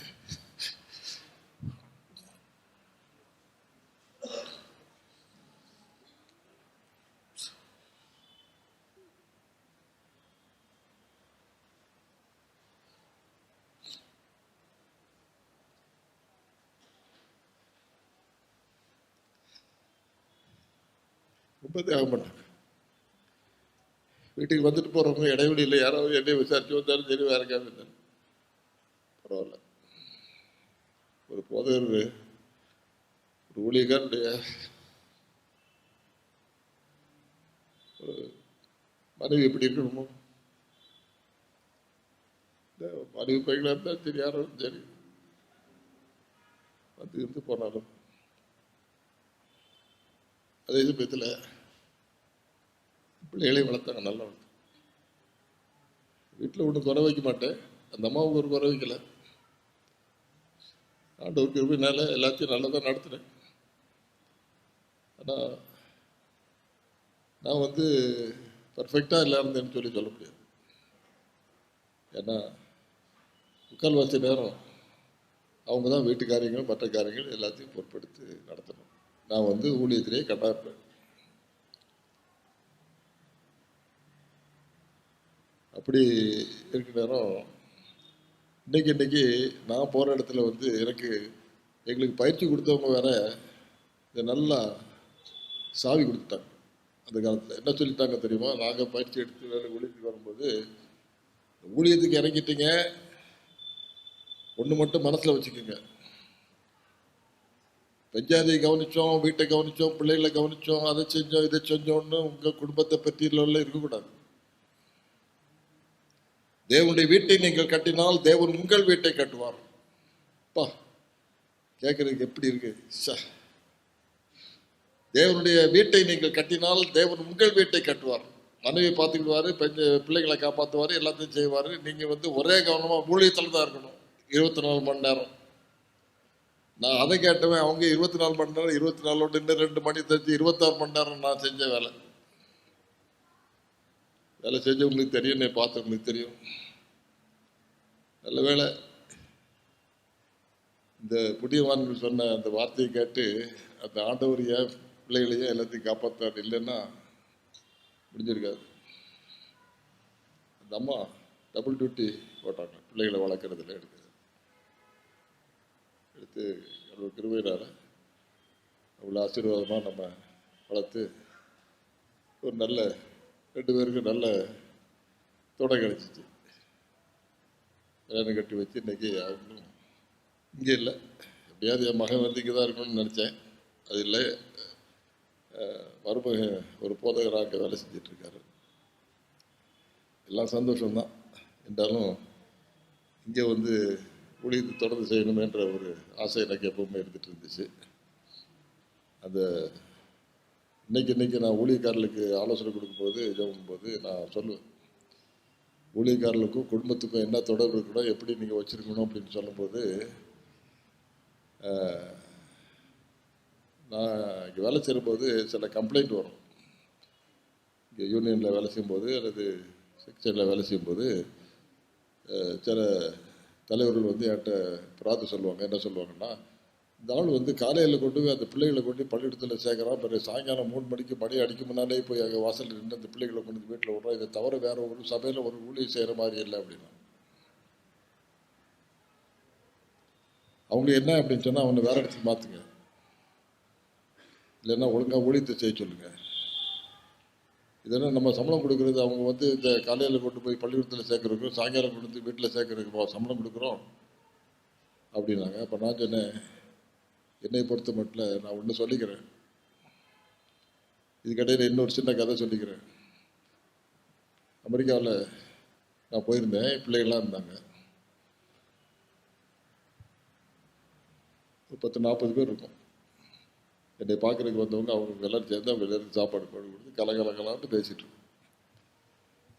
இருக்கும்போது அவங்க எல்லோரும் சுற்றி உட்காந்து என்னையை பற்றி சொல்கிறாங்க. இப்போ இன்றைக்கி விட்டோன்னா சொல்லுவாங்க, எல்லோரும் சொல்லுவாங்க, இங்கேயே இப்போ சொன்னாங்க, கல்யாணம் நீங்கள் தான் கட்டி வச்சிங்க, அங்கே தான் கட்டி அதை தத்து கொடுத்தீங்க, அதை கொடுத்தீங்க, இதை கொடுத்தீங்கன்னு சொல்லிகிட்டே இருப்பாங்க. ஊர் அன்றைக்கி சொல்லிகிட்டு இருப்பாங்களா, அதே மாதிரி அங்கேருந்து அந்த 40 பேர் 20 பேர் சொல்லிகிட்டே இருக்காங்க, புகழ்கிறாங்க.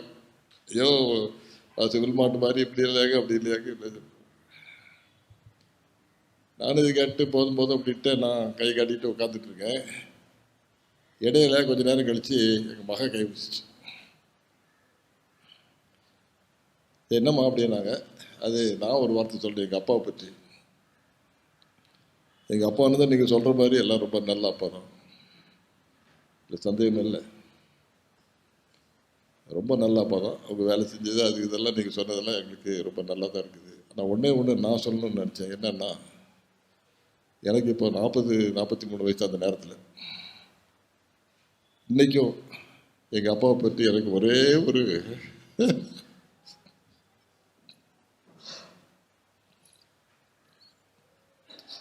வருத்தம். சின்ன பிள்ளை இருந்தேன்,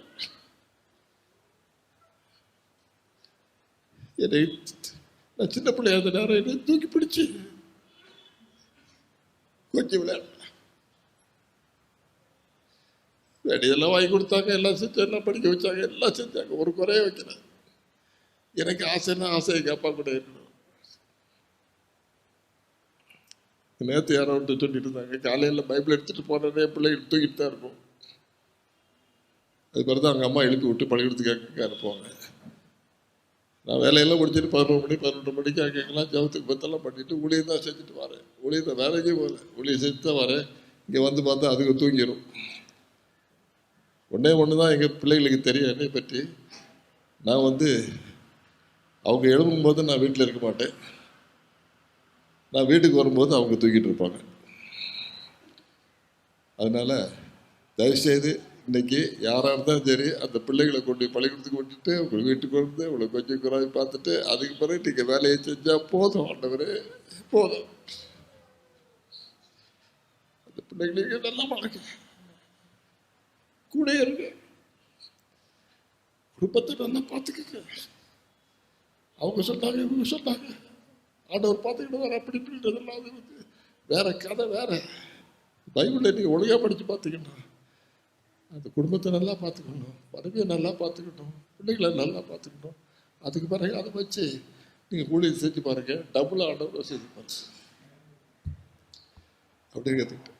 ஊழியத்துக்கும் குடும்பத்துக்கு என்ன சம்பந்தம் இன்னைக்கு கேட்டீங்கன்னா நான் சொல்லிக் கொடுப்பேன். இன்னைக்கு எந்த போதை இருந்தாலும் சரி, யாராக இருந்தாலும் சரி, நான் சொல்கிறது ஊழியத்துக்கு பொறுப்பு நீங்கள், குடும்பத்துக்கு பொறுப்பு அதை விட நீங்கள்.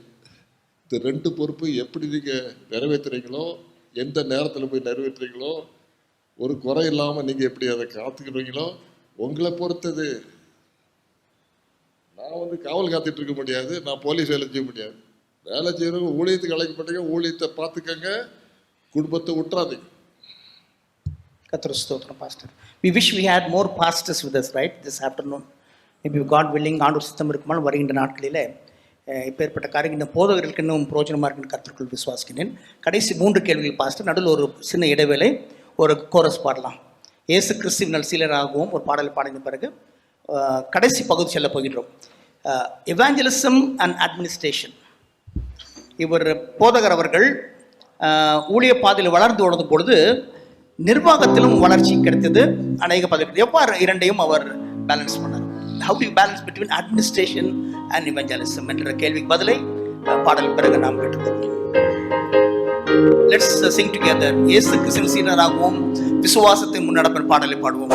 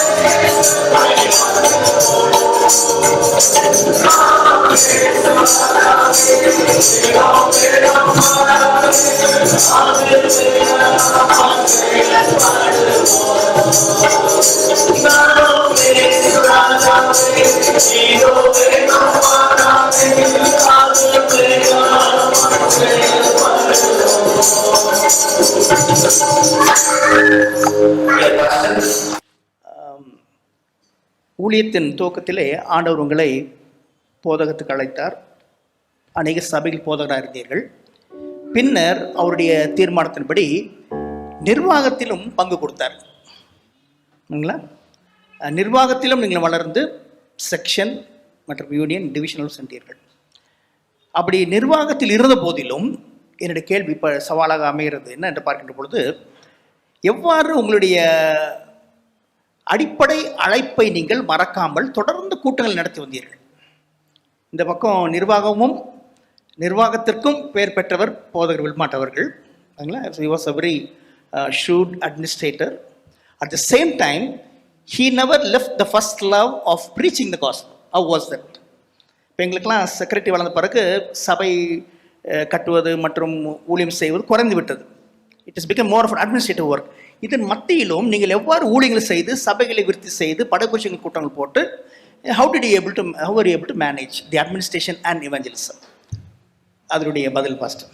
இதுக்கு ஒரு நல்ல பதில் ஏன்ட்ட இருக்கு. என்ன அப்படின்னா, நான் எப்படி தமிழ்நாட்டை விட்டு வேறு இடத்துல போய் நான் ஊழியம் செய்ய போகிறதே கிடையாது. தமிழ் மக்கள் உலகத்தில் எங்கெங்கே இருக்காங்களோ அங்கங்கே போய் நான் ஊழியம் செய்வேன்னா போகனே வெளியே.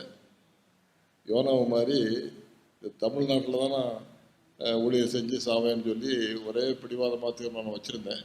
அந்த ஆண்டவருக்கு அது சரியில்லை அப்படின்னு சொல்லி நான் சொன்னேனே, நாடு கடத்தப்பட்டு இங்கே போய் அங்கே போய் சவுத் போய் அங்கே போய் இங்கே எல்லாமும் போய் விட்டு கடைசின்னு மறுபடியும் பெங்களூருக்கு வந்தோம்.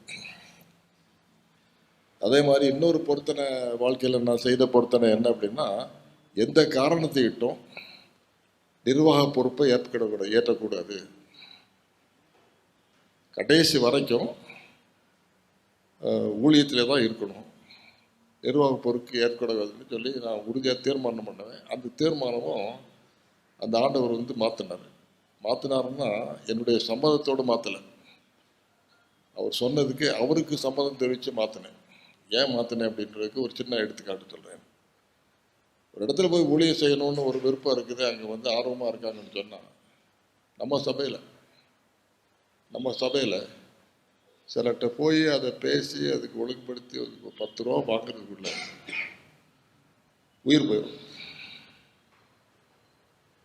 என்னடா இது, இந்த சபையே ஊழியத்துக்காக இருக்கு, ஊழியக்காரருக்காக இருக்கு, இந்த இடத்துல இப்படி வாய்ப்பு இவ்வளவு இருக்கு, அதில் ஊழியம் செய்யணுன்ற ஒரு தாகத்தோடு போய் நான் 4 தடவைக்கு 10 தடவை நாயா அலைஞ்சு போய் கேட்குறேன்.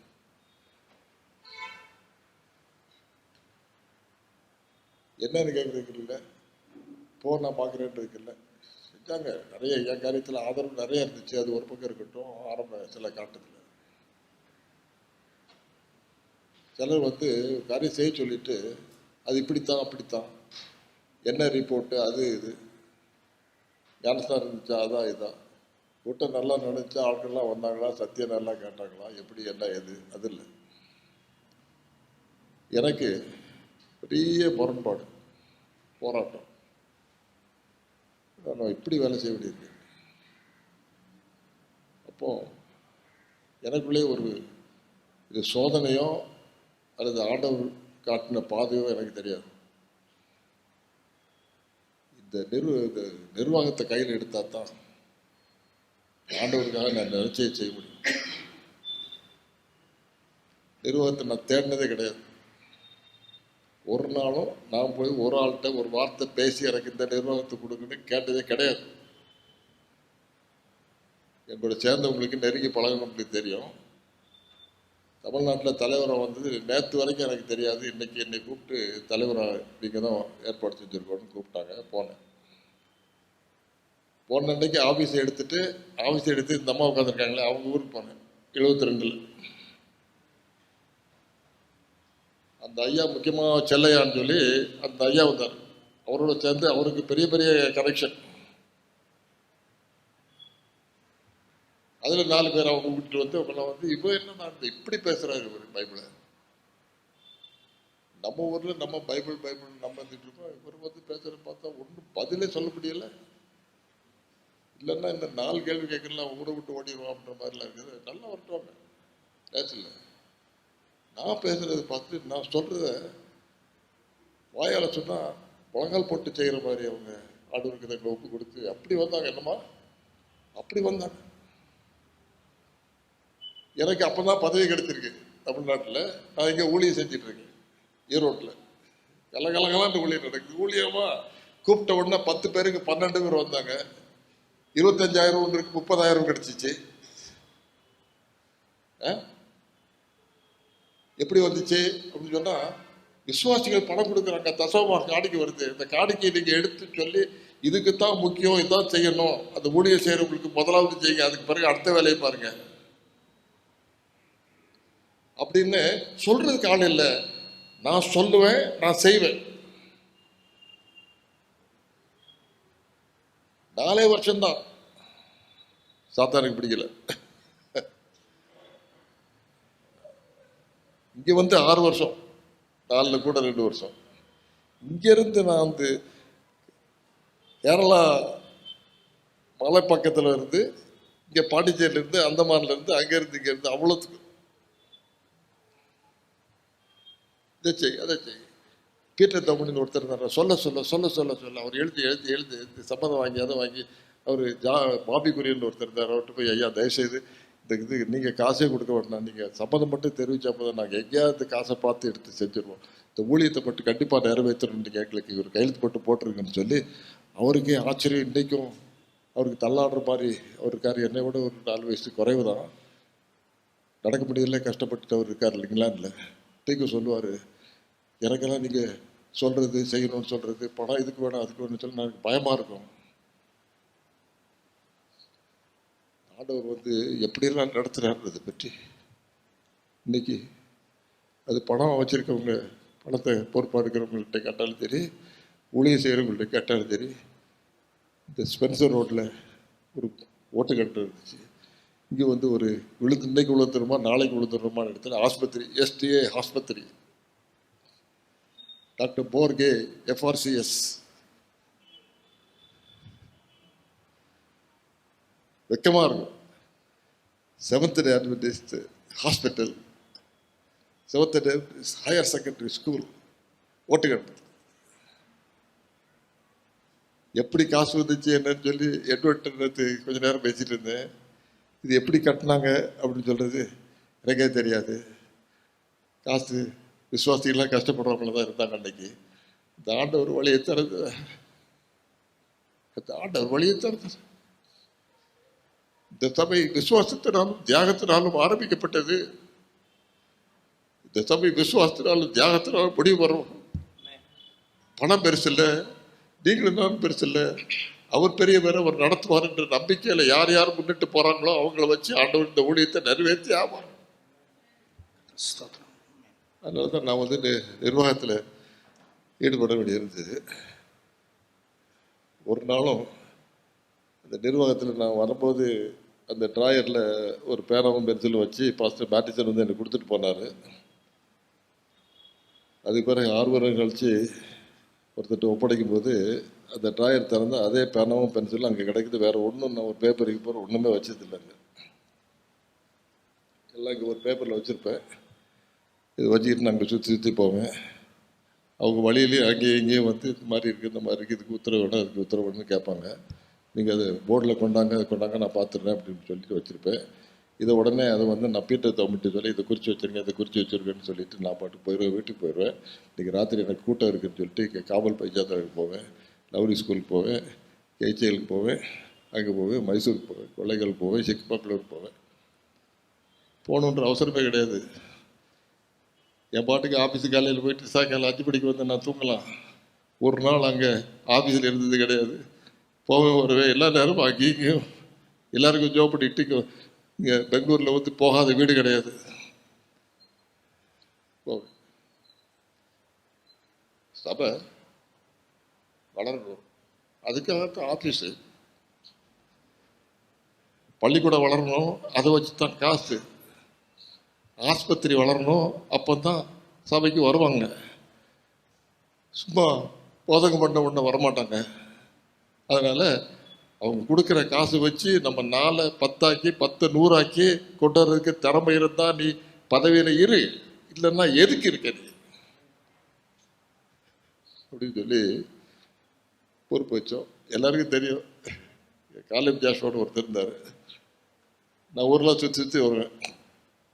அந்த உடனே அங்கே போனேன், இங்கே போனேன், இவ்வளோ செலவழிச்சு எவ்வளோ செலவழிச்சு அப்படின்னு சொல்லி எழுதி கொடுத்தா உடனே பிரசிடெண்ட்டாக இருக்கிறதுனால உடனே ட்ரெஷரர் வந்து அதை கையெழுத்து போட்டுவார். நம்ம காசு வாங்கிட்டு வீட்டுக்கு போயிடலாம். எனக்கு நான் எங்கே போனேன் ஏது போனேன்னு தெரியாது. நான் அந்தந்த நாளில் அவருக்கு அங்கே கூப்பிட்டு சொல்லியிருப்பேன், இந்த ஊருக்கு போனேன் அந்த ஊருக்கு போனேன்னு சொல்லியிருப்பேன். அங்கே திரும்பி வந்தோடனே இந்த ஊருக்கு போனீங்களா அந்த ஊருக்கு போனேன்னு கேட்பார். அவர் தான் எனக்கு ரிப்போர்ட் எழுதுவார். ஒரு இந்த ஊருக்கு போனார், யாரையும் விட்டுறாதீங்க, அந்த ட்ரெயின் காசு அவருக்கு கிடைக்காம போயிடக்கூடாது. இங்கிருந்து 6 வருஷம் அப்படி தான் ரிப்போர்ட் எழுதி கொடுத்தேன். அதுக்கு ஒரு ஆள் என் செக்ரட்டரியாக இருந்தவங்க, என்ன செக்ரட்டரியாக இருந்தாங்க, தப்பா நேற்று எங்கள் அம்மாட்ட போகிறேன். அந்த அம்மா சொல்கிறாங்க, நீங்கள் வந்து டிக்டேஷன் கொடுப்பீங்க பாஸ்டர். நான் டிக்டேஷன் எடுத்துகிட்டு இருப்பேன், ஷார்ட் ஹேண்ட் அது இதெல்லாம் படித்து நான் டிக்டேஷன் எடுத்துகிட்டு இருப்பேன். நீங்கள் அதை தலைகளாக நீங்கள் அதில் இப்படி எழுதுனீங்களே என்னன்னு கேட்பீங்க. எனக்கு ஆச்சரியமாக இருக்கும். ஏன்னா ஸ்பைசர் காலேஜில் எனக்கு வந்து ஹாபி வந்து டைப் அடிக்க படிச்சிடணும், ஹாபி. அதுக்கு மேலே இவங்கெல்லாம் இப்படி இப்படின்றாங்க, மறுபடியும் வாசிக்கும் போது அது கரெக்டாக ஒரு பேராகிராஃப் மாதிரி வாசித்துடுறாங்க. எனக்கும் அது மாதிரி ஷார்ட் ஹேண்ட் போய் ஷார்ட் ஹேண்ட் படித்தேன் அந்த அம்மாட்ட. அவங்க சொன்னாங்க, நீ இதெல்லாம் விட்டுரு, பிஸ்னஸ் இருக்குன்னு விட்டுரு, நீ செகண்டரி சயின்ஸுக்கு வந்துரு, நான் உடனே பார்த்துக்கிறேன். நீ எடுக்கிற டிக்டேஷனை பார்த்தா எனக்கு அப்படி இருக்குது இப்படி இருக்குது, இப்படி அடிக்கிற டைப்பை பார்த்தா முதல் வருஷத்துலேயே 2ஆவது வருஷம் எனக்கு சர்டிஃபிகேட் கொடுத்துட்டாங்க. அப்படின்னு அப்போது இந்த ஆஃபீஸ் வந்து 20-30 லெட்டரை அடிக்க சொல்லிட்டு நான் வீட்டுக்கு போயிட்டு அங்கே கூட்டம் நடத்திட்டு அடுத்த நாள் காலையில் வரும். இவங்க எல்லாம் வரிசையாக அடித்து வச்சுருப்பாங்க. மடமடமடன்னு அது கையெழுத்து போடணும். சரி, கண்ணை மூடிட்டு கையெழுத்து போடக்கூடாது. சரியாக அடித்தாங்களோ இல்லையே தெரில. ஒரு 10,000 ரூபா அந்த இடத்துல கடன் வாங்கினார்னு அந்த அம்மா வந்து ஒரு இன்னொரு லெட்டர் எழுதிச்சுன்னா அதுக்கு எழுத்து போட்டுன்னா எனக்கு ஒரு நாளைக்கு நம்ம கஷ்டமாயிருன்ற மாதிரி இருக்கும். அதனால் வருவேன். அவங்க எல்லாரும் பயத்தோடு தான் வந்து எல்லாத்தையும் வைப்பாங்க. நான் அதில் வந்து 4 கையெழுத்து போடுவேன். 5வது எடுத்து அதை லேசாக பார்ப்பேன். பார்த்த உடனே அதில் ஒரு சின்ன ஸ்பெல்லிங் மிஸ்டேக்கோ அல்லது ஒரு தப்பாக ஒரு காரியமோ இருக்கும். நான் அப்படி சொல்லலை அவங்ககிட்ட, நான் அதை அடிக்க சொல்லி. அவங்களுக்கு ஆச்சரியமா இருக்கும். என்னடா இவர், அவர் பிரசங்கம் பண்ணுறது தான் பண்ணிட்டு இருப்பாருன்னு பார்த்தா இவர் இங்கே வந்து 25 லெட்டர் அடித்ததில் 4வது லெட்டர் எடுக்கிறதா அதில் தப்பு கண்டுபிடிச்சிட்டாரு அப்படின்னு ரொம்ப கண்ணு கருத்துமாக எனக்கு டிக்கெட் அடிச்சது லெட்டர் ப்ரிப்பேர் பண்ணி அது பண்ணி இது பண்ணி கொடுப்பாங்க. இந்த சீட்டை கையில் வச்சுட்டு நான் பெரிய பெரிய பள்ளிக்கூடத்துக்கு அங்கே போர்ட் மீட்டிங் நடத்த போவேன். அந்த அஜெண்டா ரெடி பண்ணிட்டீங்களான்னு கேட்பேன். அது கொண்டு வருவார், பிரின்ஸிபால் கொண்டு வருவார். கொண்டு வந்து பார்ப்பேன். பார்த்துட்டு அவர்கிட்ட கேட்பேன், எல்லாம் போட்டிருக்கீங்களா அப்படின்னு கேட்பேன். ஆமாம் போட்டிருக்கேன் ஃபஸ்ட்டு அப்படின்பாரு.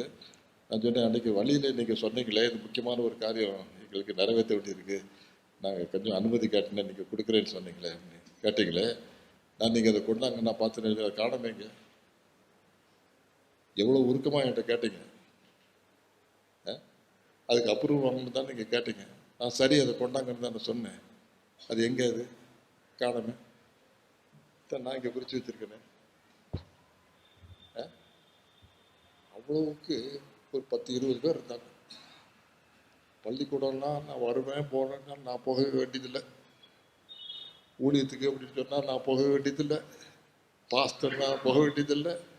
ஆஃபீஸுன்னா நான் போக வேண்டியதில்லை. அவங்களுக்கு தெரியும் நான் வருவேன் போவேன், பைபிள் கை மாற்ற அலைவேன். ஆனால் வந்து நிர்வாகம் ஒழுங்காக நடக்கணும், ஊழியர் நல்லா நடக்கணும், ஏழை எளியவங்களை சரியாக பார்க்கணும், எல்லாரும் அவங்கவுங்க காரியங்களை பொறுப்பாக நடத்தணும். ஆண்டவர் வந்து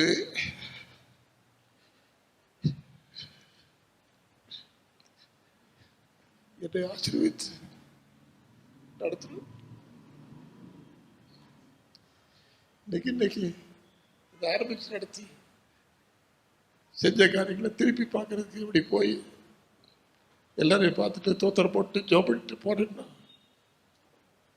மனசுக்கு ரொம்ப எப்படியாவது ஆண்டவர் கடைசின்னு இந்த மண்ணில் தானே எங்கேயாவது வந்து எங்கேயாவது செஞ்சிட்டு இருக்கும் போது அங்கே இங்கே கொண்டு போய் எங்கேயாவது வச்சிடாதீங்க. இதான் இப்பப்போ நான் சொல்லிக்கிட்டு இருக்கிறது. இந்த ஆண்டவர் என் பிள்ளைங்க எல்லாருமே ஒன்றும் கவலைப்படாதீங்க. நீங்கள் பாட்டுக்கு நினச்ச காரியத்தை நீங்கள் செஞ்சிட்ருக்க. நான் அங்கே போகிறேன், அமெரிக்காவுக்கு போகிறேன்னு தான் பேர். அங்கே சுற்றுனேன் இங்கே சுற்றுனேன்ற பேர் கிடையாது. பைபிள் கைமா புஸ்தகம் கைமா அங்கே கிடைக்காத காரியம்லாம் அங்கே கிடைக்க, அங்கே பார்க்காத காரியங்களாம் பார்ப்பேன். எல்லாத்தையும் பார்த்து நோட்டு புஸ்தகமாக இவ்வளோ இருக்கும். மறந்துடக்கூடாது.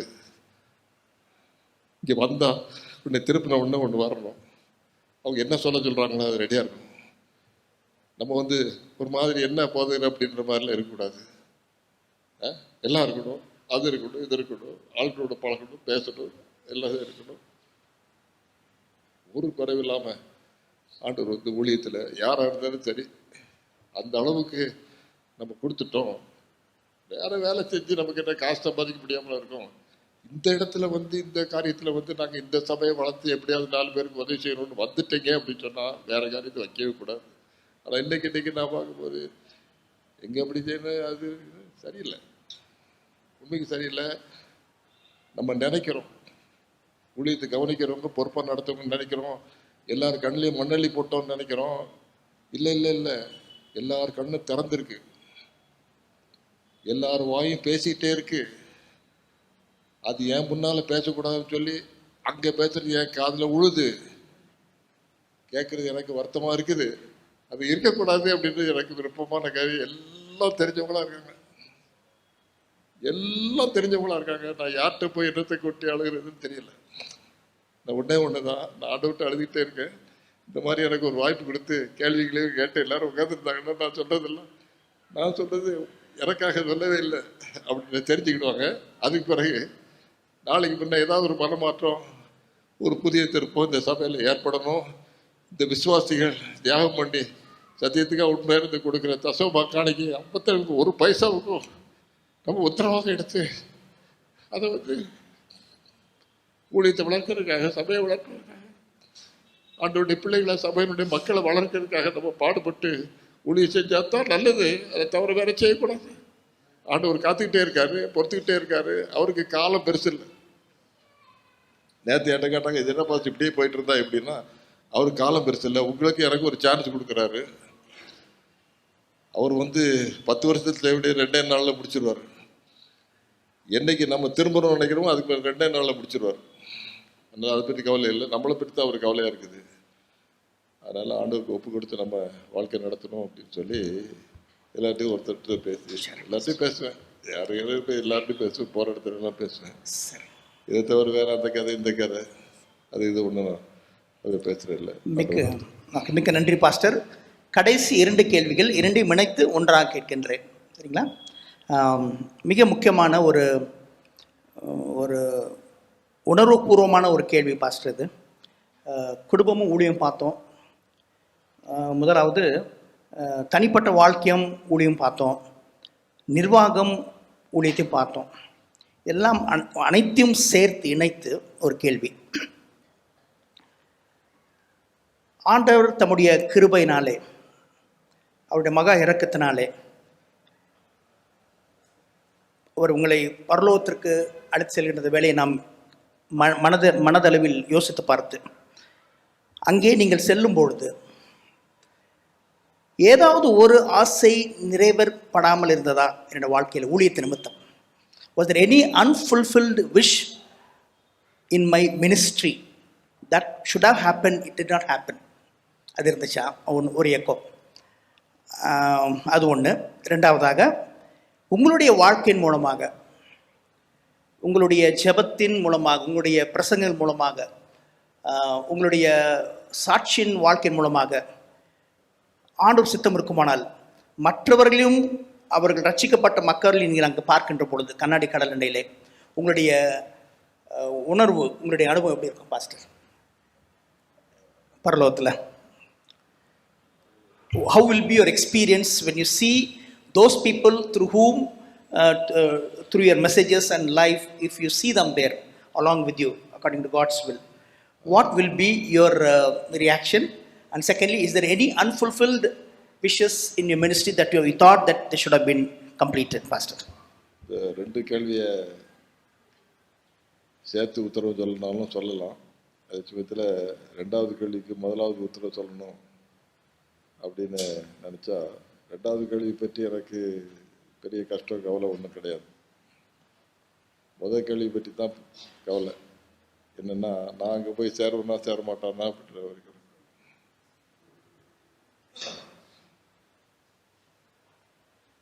சொல்றது கூட இல்லை. அவர் கூட நமக்கு எழுதி கொடுக்கல, நம்ம ஒன்றும் சீட்டு வாங்கல. பல்லவத்துக்கு போகும்போது 3 ஆச்சரியம் நம்மை சந்திக்கும் அப்படின்னு பிரசங்கம் பண்ணுவேன். 3 ஆச்சரியம் நம்மை சந்திக்கும். என்ன அப்படின்னா, வந்து இவங்களை காணமே, அவர் கண்டிப்பாக வந்திருப்பார்ல நினைச்சேன். முதல்ல இருப்பார் மேடையில். அவர் தானே முதல்ல முக்கியமான ஆளாக இருப்பார். நல்ல பாட்டெல்லாம் பாடுவார், ஜபமெல்லாம் பண்ணுவார். அவரை பார்க்கணும், பார்த்து எங்கே காணுமே.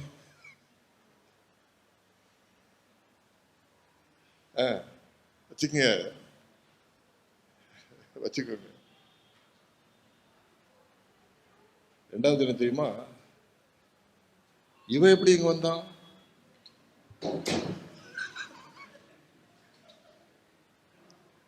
பயங்கர ஆளியாச்சே.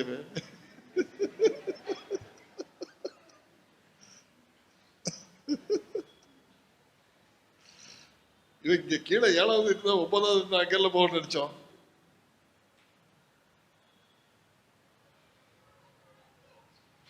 அந்த ஆண்டவர் வந்து யாரை கூட்டிட்டு போவாரு, யாரை விட்டுருவாரு, ஏன் விட்டாரு, ஏன் விட மாட்டாருன்னா அன்னைக்குதான் அந்த ஆச்சரியம் வந்து நம்மை சந்திக்கும். சும்மா எல்லாம் இங்க வந்து வெளிவேஷம் போட்டு அப்படி இப்படி நம்ம இருக்கிறது ஒன்றும் வேலை நடக்காது. வேலை நடக்காது. மூணாவது ஆச்சரியம் என்னன்னா, என்னை கொண்டு வந்து அந்த ஆண்டவர் அங்கே சேர்த்தாரு, எப்படித்தான் சேர்த்தாரோ. காலமெல்லாம் ஒரே ஆச்சரியம், என்ன ஆச்சரியம், என்னை கொண்டு வந்து அங்கே சேர்த்தாரு, எப்படித்தான் அந்த ஆண்டவர் சேர்த்தாரோன்னா, ஐயா சொன்ன மாதிரி கிருபை கிருபை கிருபை கிருபை, அன்னைக்கு இருந்து இன்னைக்கு வரைக்கும் அப்படி சுத்த கிருபை தான். அப்படி ரெண்டாவது என்னன்னா, அது போனால் என்ன அப்படின்னு கேட்டார் ஐயா. அதுக்கு முன் ருசியா ஒரு ஆளுக்கு ஞானஸ்தானம் கொடுத்த ஒரு இடத்துல இன்னைக்கு 41 பேர். போன வாரம் வியாழக்கிழமை அவர் இறந்துட்டாரு. அந்த அம்மாவை போய் விசாரிக்கிறதுக்காக திருச்சியில் இறங்கி அங்கே ஓடுறோம். என்னை கூட்டிகிட்டு வந்தவர், அவருக்கும் சொந்தக்காரர், நல்ல எண்ணெயும் சேர்த்து கூட்டிகிட்டு போனார். இப்போ சொல்கிறாங்க, சென்னையிலேருந்து வெறுங்கையும் யாக்கோபாவது ஒரு கோல கையில் வச்சுருந்தாரு. அது கூட இல்லாமல் நாங்கள் இங்கே வந்து இறங்கணும். இந்த சத்தியத்தை மாதிரி கொடுத்தீங்க, வழியை காட்டணும். 41 பேர் எங்கள் ஒரு ஃபேமிலியில் இன்னைக்கு நல்லா இருக்கும். குடிசையிலே குடிசை, 5 பிள்ளைங்க. கஷ்டத்தை பார்த்துட்டு கணவர் ஓடிட்டார். அந்த அம்மா இதை வச்சு காப்பாற்றணும். ஏதோ குடிசையில் வாழ்கிறவங்க எப்பவுமே இறக்கம் காட்டுவாங்க. அவங்களே குடிசையில் வாழ்கிறாங்க, அவங்க என்னத்தை இறக்கம் காட்டுன்னு சொல்லி இந்த குடிசையெல்லாம் போய் சேர்ந்து அந்த சாக்கடை இதெல்லாம் போய் வச்சுருந்தா அதில் ஒரு சின்ன இடம் இருந்துச்சு. இதில் வேணால் நீ ஒரு குடிசையை போட்டு நீ அங்கே இருந்துக்கணும். இன்னைக்கு அண்ணனுக்கு ஒரு வீடு, திருச்சியில் தம்பிக்கு ஒரு வீடு. ஒவ்வொருத்தரும் பிள்ளைகள் 2 அமெரிக்காவில் இருக்கு, 2 இங்கிலாண்டில் இருக்கு, அங்கே இருக்கு, இங்கே இருக்கு அப்படின்னு சொல்லி ஒன்று ஒன்றா என்கிட்ட சொல்கிறாங்க. நான் வந்து ஒரு அம்மாவுக்கு, இந்த அம்மாவுக்கு ஞானஸ்தானம் கொடுத்து இந்த பையங்களை நீங்கள் ஆண்டவரை ஆசீர்வதிக்கணும். அங்கே போய் என்னென்ன ஆச்சரியம்லாம் இருக்குன்னு நீங்கள் கேட்டீங்கன்னா, ஐயோ, இன்னைக்கு ஏன் மன நிறைவோடு இருக்கேன்னா, அன்னைக்கு ஒன்று இந்த ஜான்சன் வந்து சும்மா ஒரு பேச்சுலராக தான் என்கூட பழகினாரு, பேசினார், பாட்டெல்லாம் பாடினார். இன்னைக்கு அவர் ஃபேமிலியில் எத்தனை இருக்குன்னு கேட்டால் அது நம்பி எப்படி கூடி ஒரு நம்பர் கொடுக்கணும். அவங்க அண்ணன் தம்பி, அவங்க அக்கா தங்கச்சி, அவங்க ஊர் நிறைஞ்சிரும். எல்லாம் கொஞ்சம் சேர்ந்தவங்க, படித்தவங்க, வச்சவங்க, ஃப்ரெண்ட்ஸு எனக்கு நிறைய பேர் நியூயார்க்கில் இருக்காங்க, அங்கே இருக்காங்க, இங்கே இருக்காங்க, ஆந்திரத்தில் இருக்காங்க, எல்லா ஊர்லேயும் இருக்காங்க, இங்கிலாண்டில் இருக்காங்க, ஆஸ்திரேலியாவில் இருக்காங்க. நான் இளைஞனாக இருந்தேன், முதிர் வயதில் வர்றாரு. இந்த சத்தியத்தை ஏற்றுக்கொண்டு பரிசுத்த ஓய்வு பரிசுத்தமாக ஆசிரியத்தக்க தீர்மானித்து ஒருத்தரும் கையேந்திகளை அழைத்து நான் பார்த்ததில்லை. அவ்வளோதான். இங்கே வந்திருக்கிற ஆண்டுடைய பிள்ளைகளுக்கு நீங்கள் பிள்ளைகளை எப்படி வளர்த்தீங்கன்னா இருக்கலாமா வேண்டாமா போகலாமா அப்படின்னு சொல்லி அப்படி இப்படி ஒரு மாதிரி ஊசலாடுற மாதிரி ஒரு எண்ணம் வந்தாலும் கூட மனசில் வச்சுக்கோங்க, நான் இளைஞனாக இருந்தேன், முதிர் வயதில் வர்றேன். சத்தியத்தை ஏற்றுக்கொண்டு அதுக்கு உண்மையாக இருக்கணும்னு சொல்லி தீர்மானிச்சவங்க ஒருத்தர் கூட கிடையாது, ஒருத்தர் கிடையாது. அதுக்கு நேர் மாறா நான் ஆச்சரியத்திலும் ஆச்சரியப்படத்தக்கதாக இந்த உலகத்தில் இன்னைக்கு என் கண்ணு முன்னால் அன்னைக்கு அந்த நாளில் ஒரு சொன்ன மாதிரி நாங்கள் போகும்போது ஆண்டவர் கிருபையை கூட்டிட்டு போனாங்கன்னா எனக்கு என்னென்ன ஆச்சரியம்லாம் இருக்குன்னா அப்படி ஆச்சரியமாக இருக்கும். இருக்குமா இருக்காதா? இருக்கும். அதனால மீதமாக இன்னும் எத்தனை, எங்கள் அப்பா 84 இறந்தாங்க, எனக்கு இன்னைக்கு 84 ஆக போகுது இந்த வருஷம் பார்த்து. அவங்க 84 வரும்போது நான் 82 போய் பார்க்க போகிற நேரத்தில் அவங்களுக்கு நடக்க முடியாது, இப்படி இப்படி இருந்தாங்க. ஆனால் இன்றைக்கி அந்த படி ஏறுறதுக்கு கொஞ்சம் பிடிச்சிட்டு ஏறுறதே தவிர மீதி இன்னும் குறையலை. ஒரு மருந்து மாத்திரை அது இது ஒன்றுமே இது வரைக்கும் எடுக்கலை. ஆஸ்பத்திரியில் அறுவை சிகிச்சை, அது சிகிச்சை, இது சிகிச்சைன்றதுலாம் கிடையாது. எனக்கு இந்த சோறு கிடைக்கல, அந்த சோறு கிடைக்கிற பிரச்சனையே எனக்கு கிடையாது.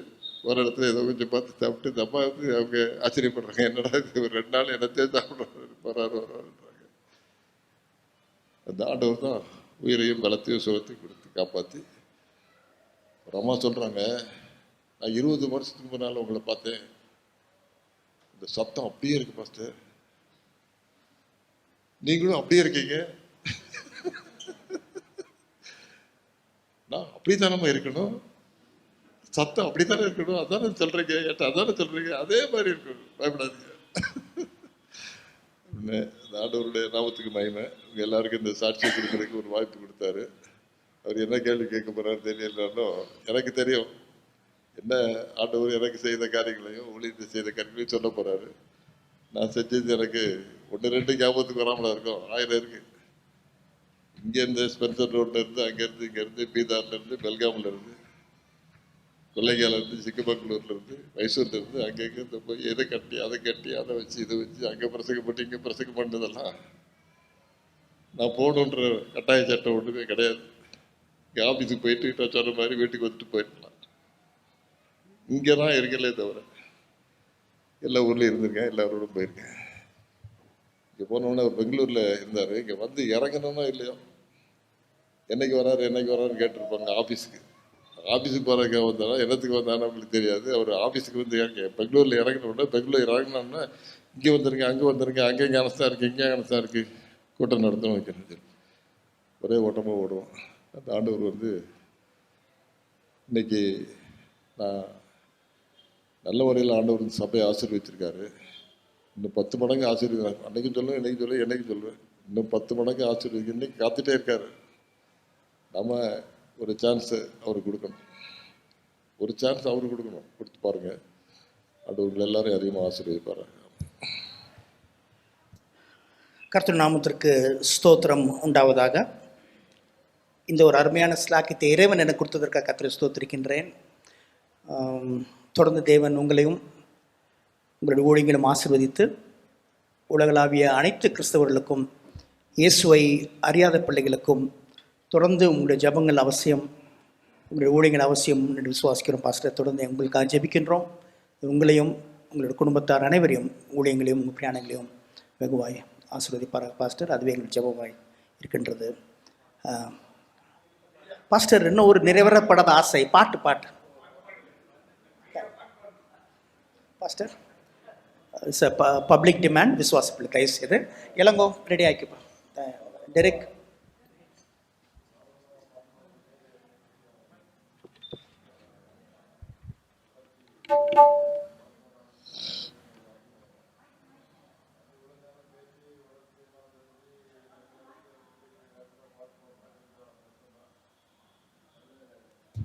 பாட்டு மறந்துட்டோம் என்ன பண்ணுறது கூட எனக்கு சரியா தெரியல. நான் ஆரம்பிக்கிறேன், ஏதாவது கொஞ்சம் வந்துச்சுன்னா லேசாக அந்த வார்த்தையை சொன்னீங்கன்னா போதும், பிற பிடிச்சிருவேன். சுவிசேஷ பாரம் ஒன்றே என் சுமையாக மாற வேண்டும், சுவிசேஷ பாரம் ஒன்றே என் சுமையாக மாற வேண்டும்,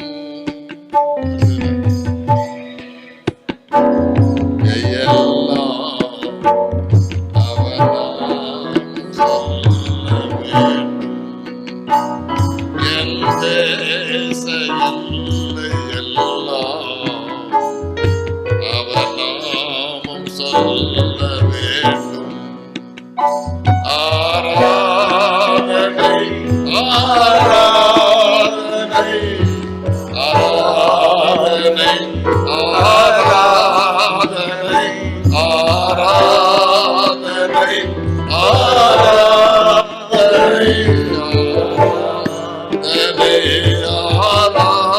ஆராதனை அன்பு இயேசுராஜனுக்கே, அன்பு இயேசுராஜனுக்கே.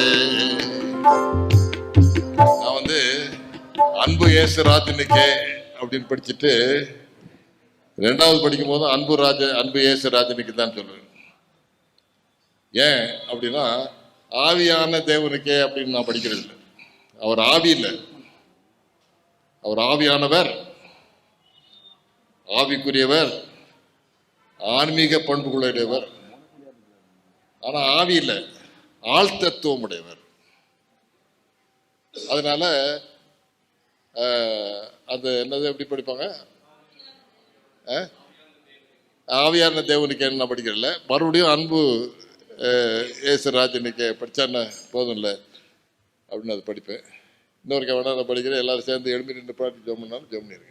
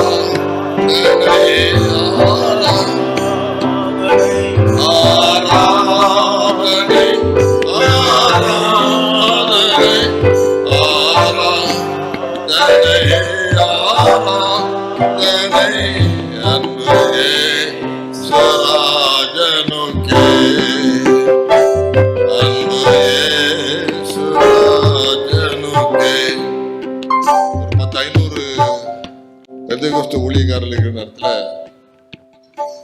சுசேஷ பாரம் இல்லாமல் படிச்சேன்னா 500 பேர் 5000 பேர் இருப்பாங்க.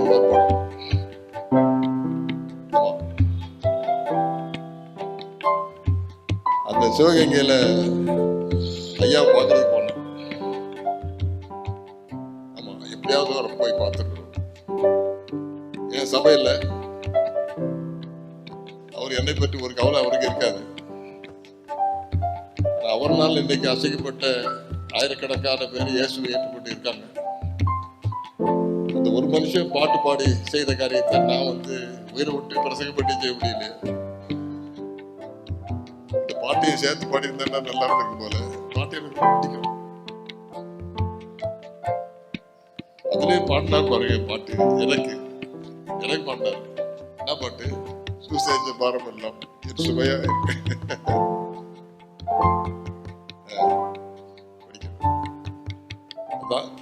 என் வாழ்க்கை நோக்கம், குறிக்கோள், லட்சியம் எல்லாமே ஆண்டவர்கள் அனைவரையும் ஆசீர்வதிப்பார்கள். இந்த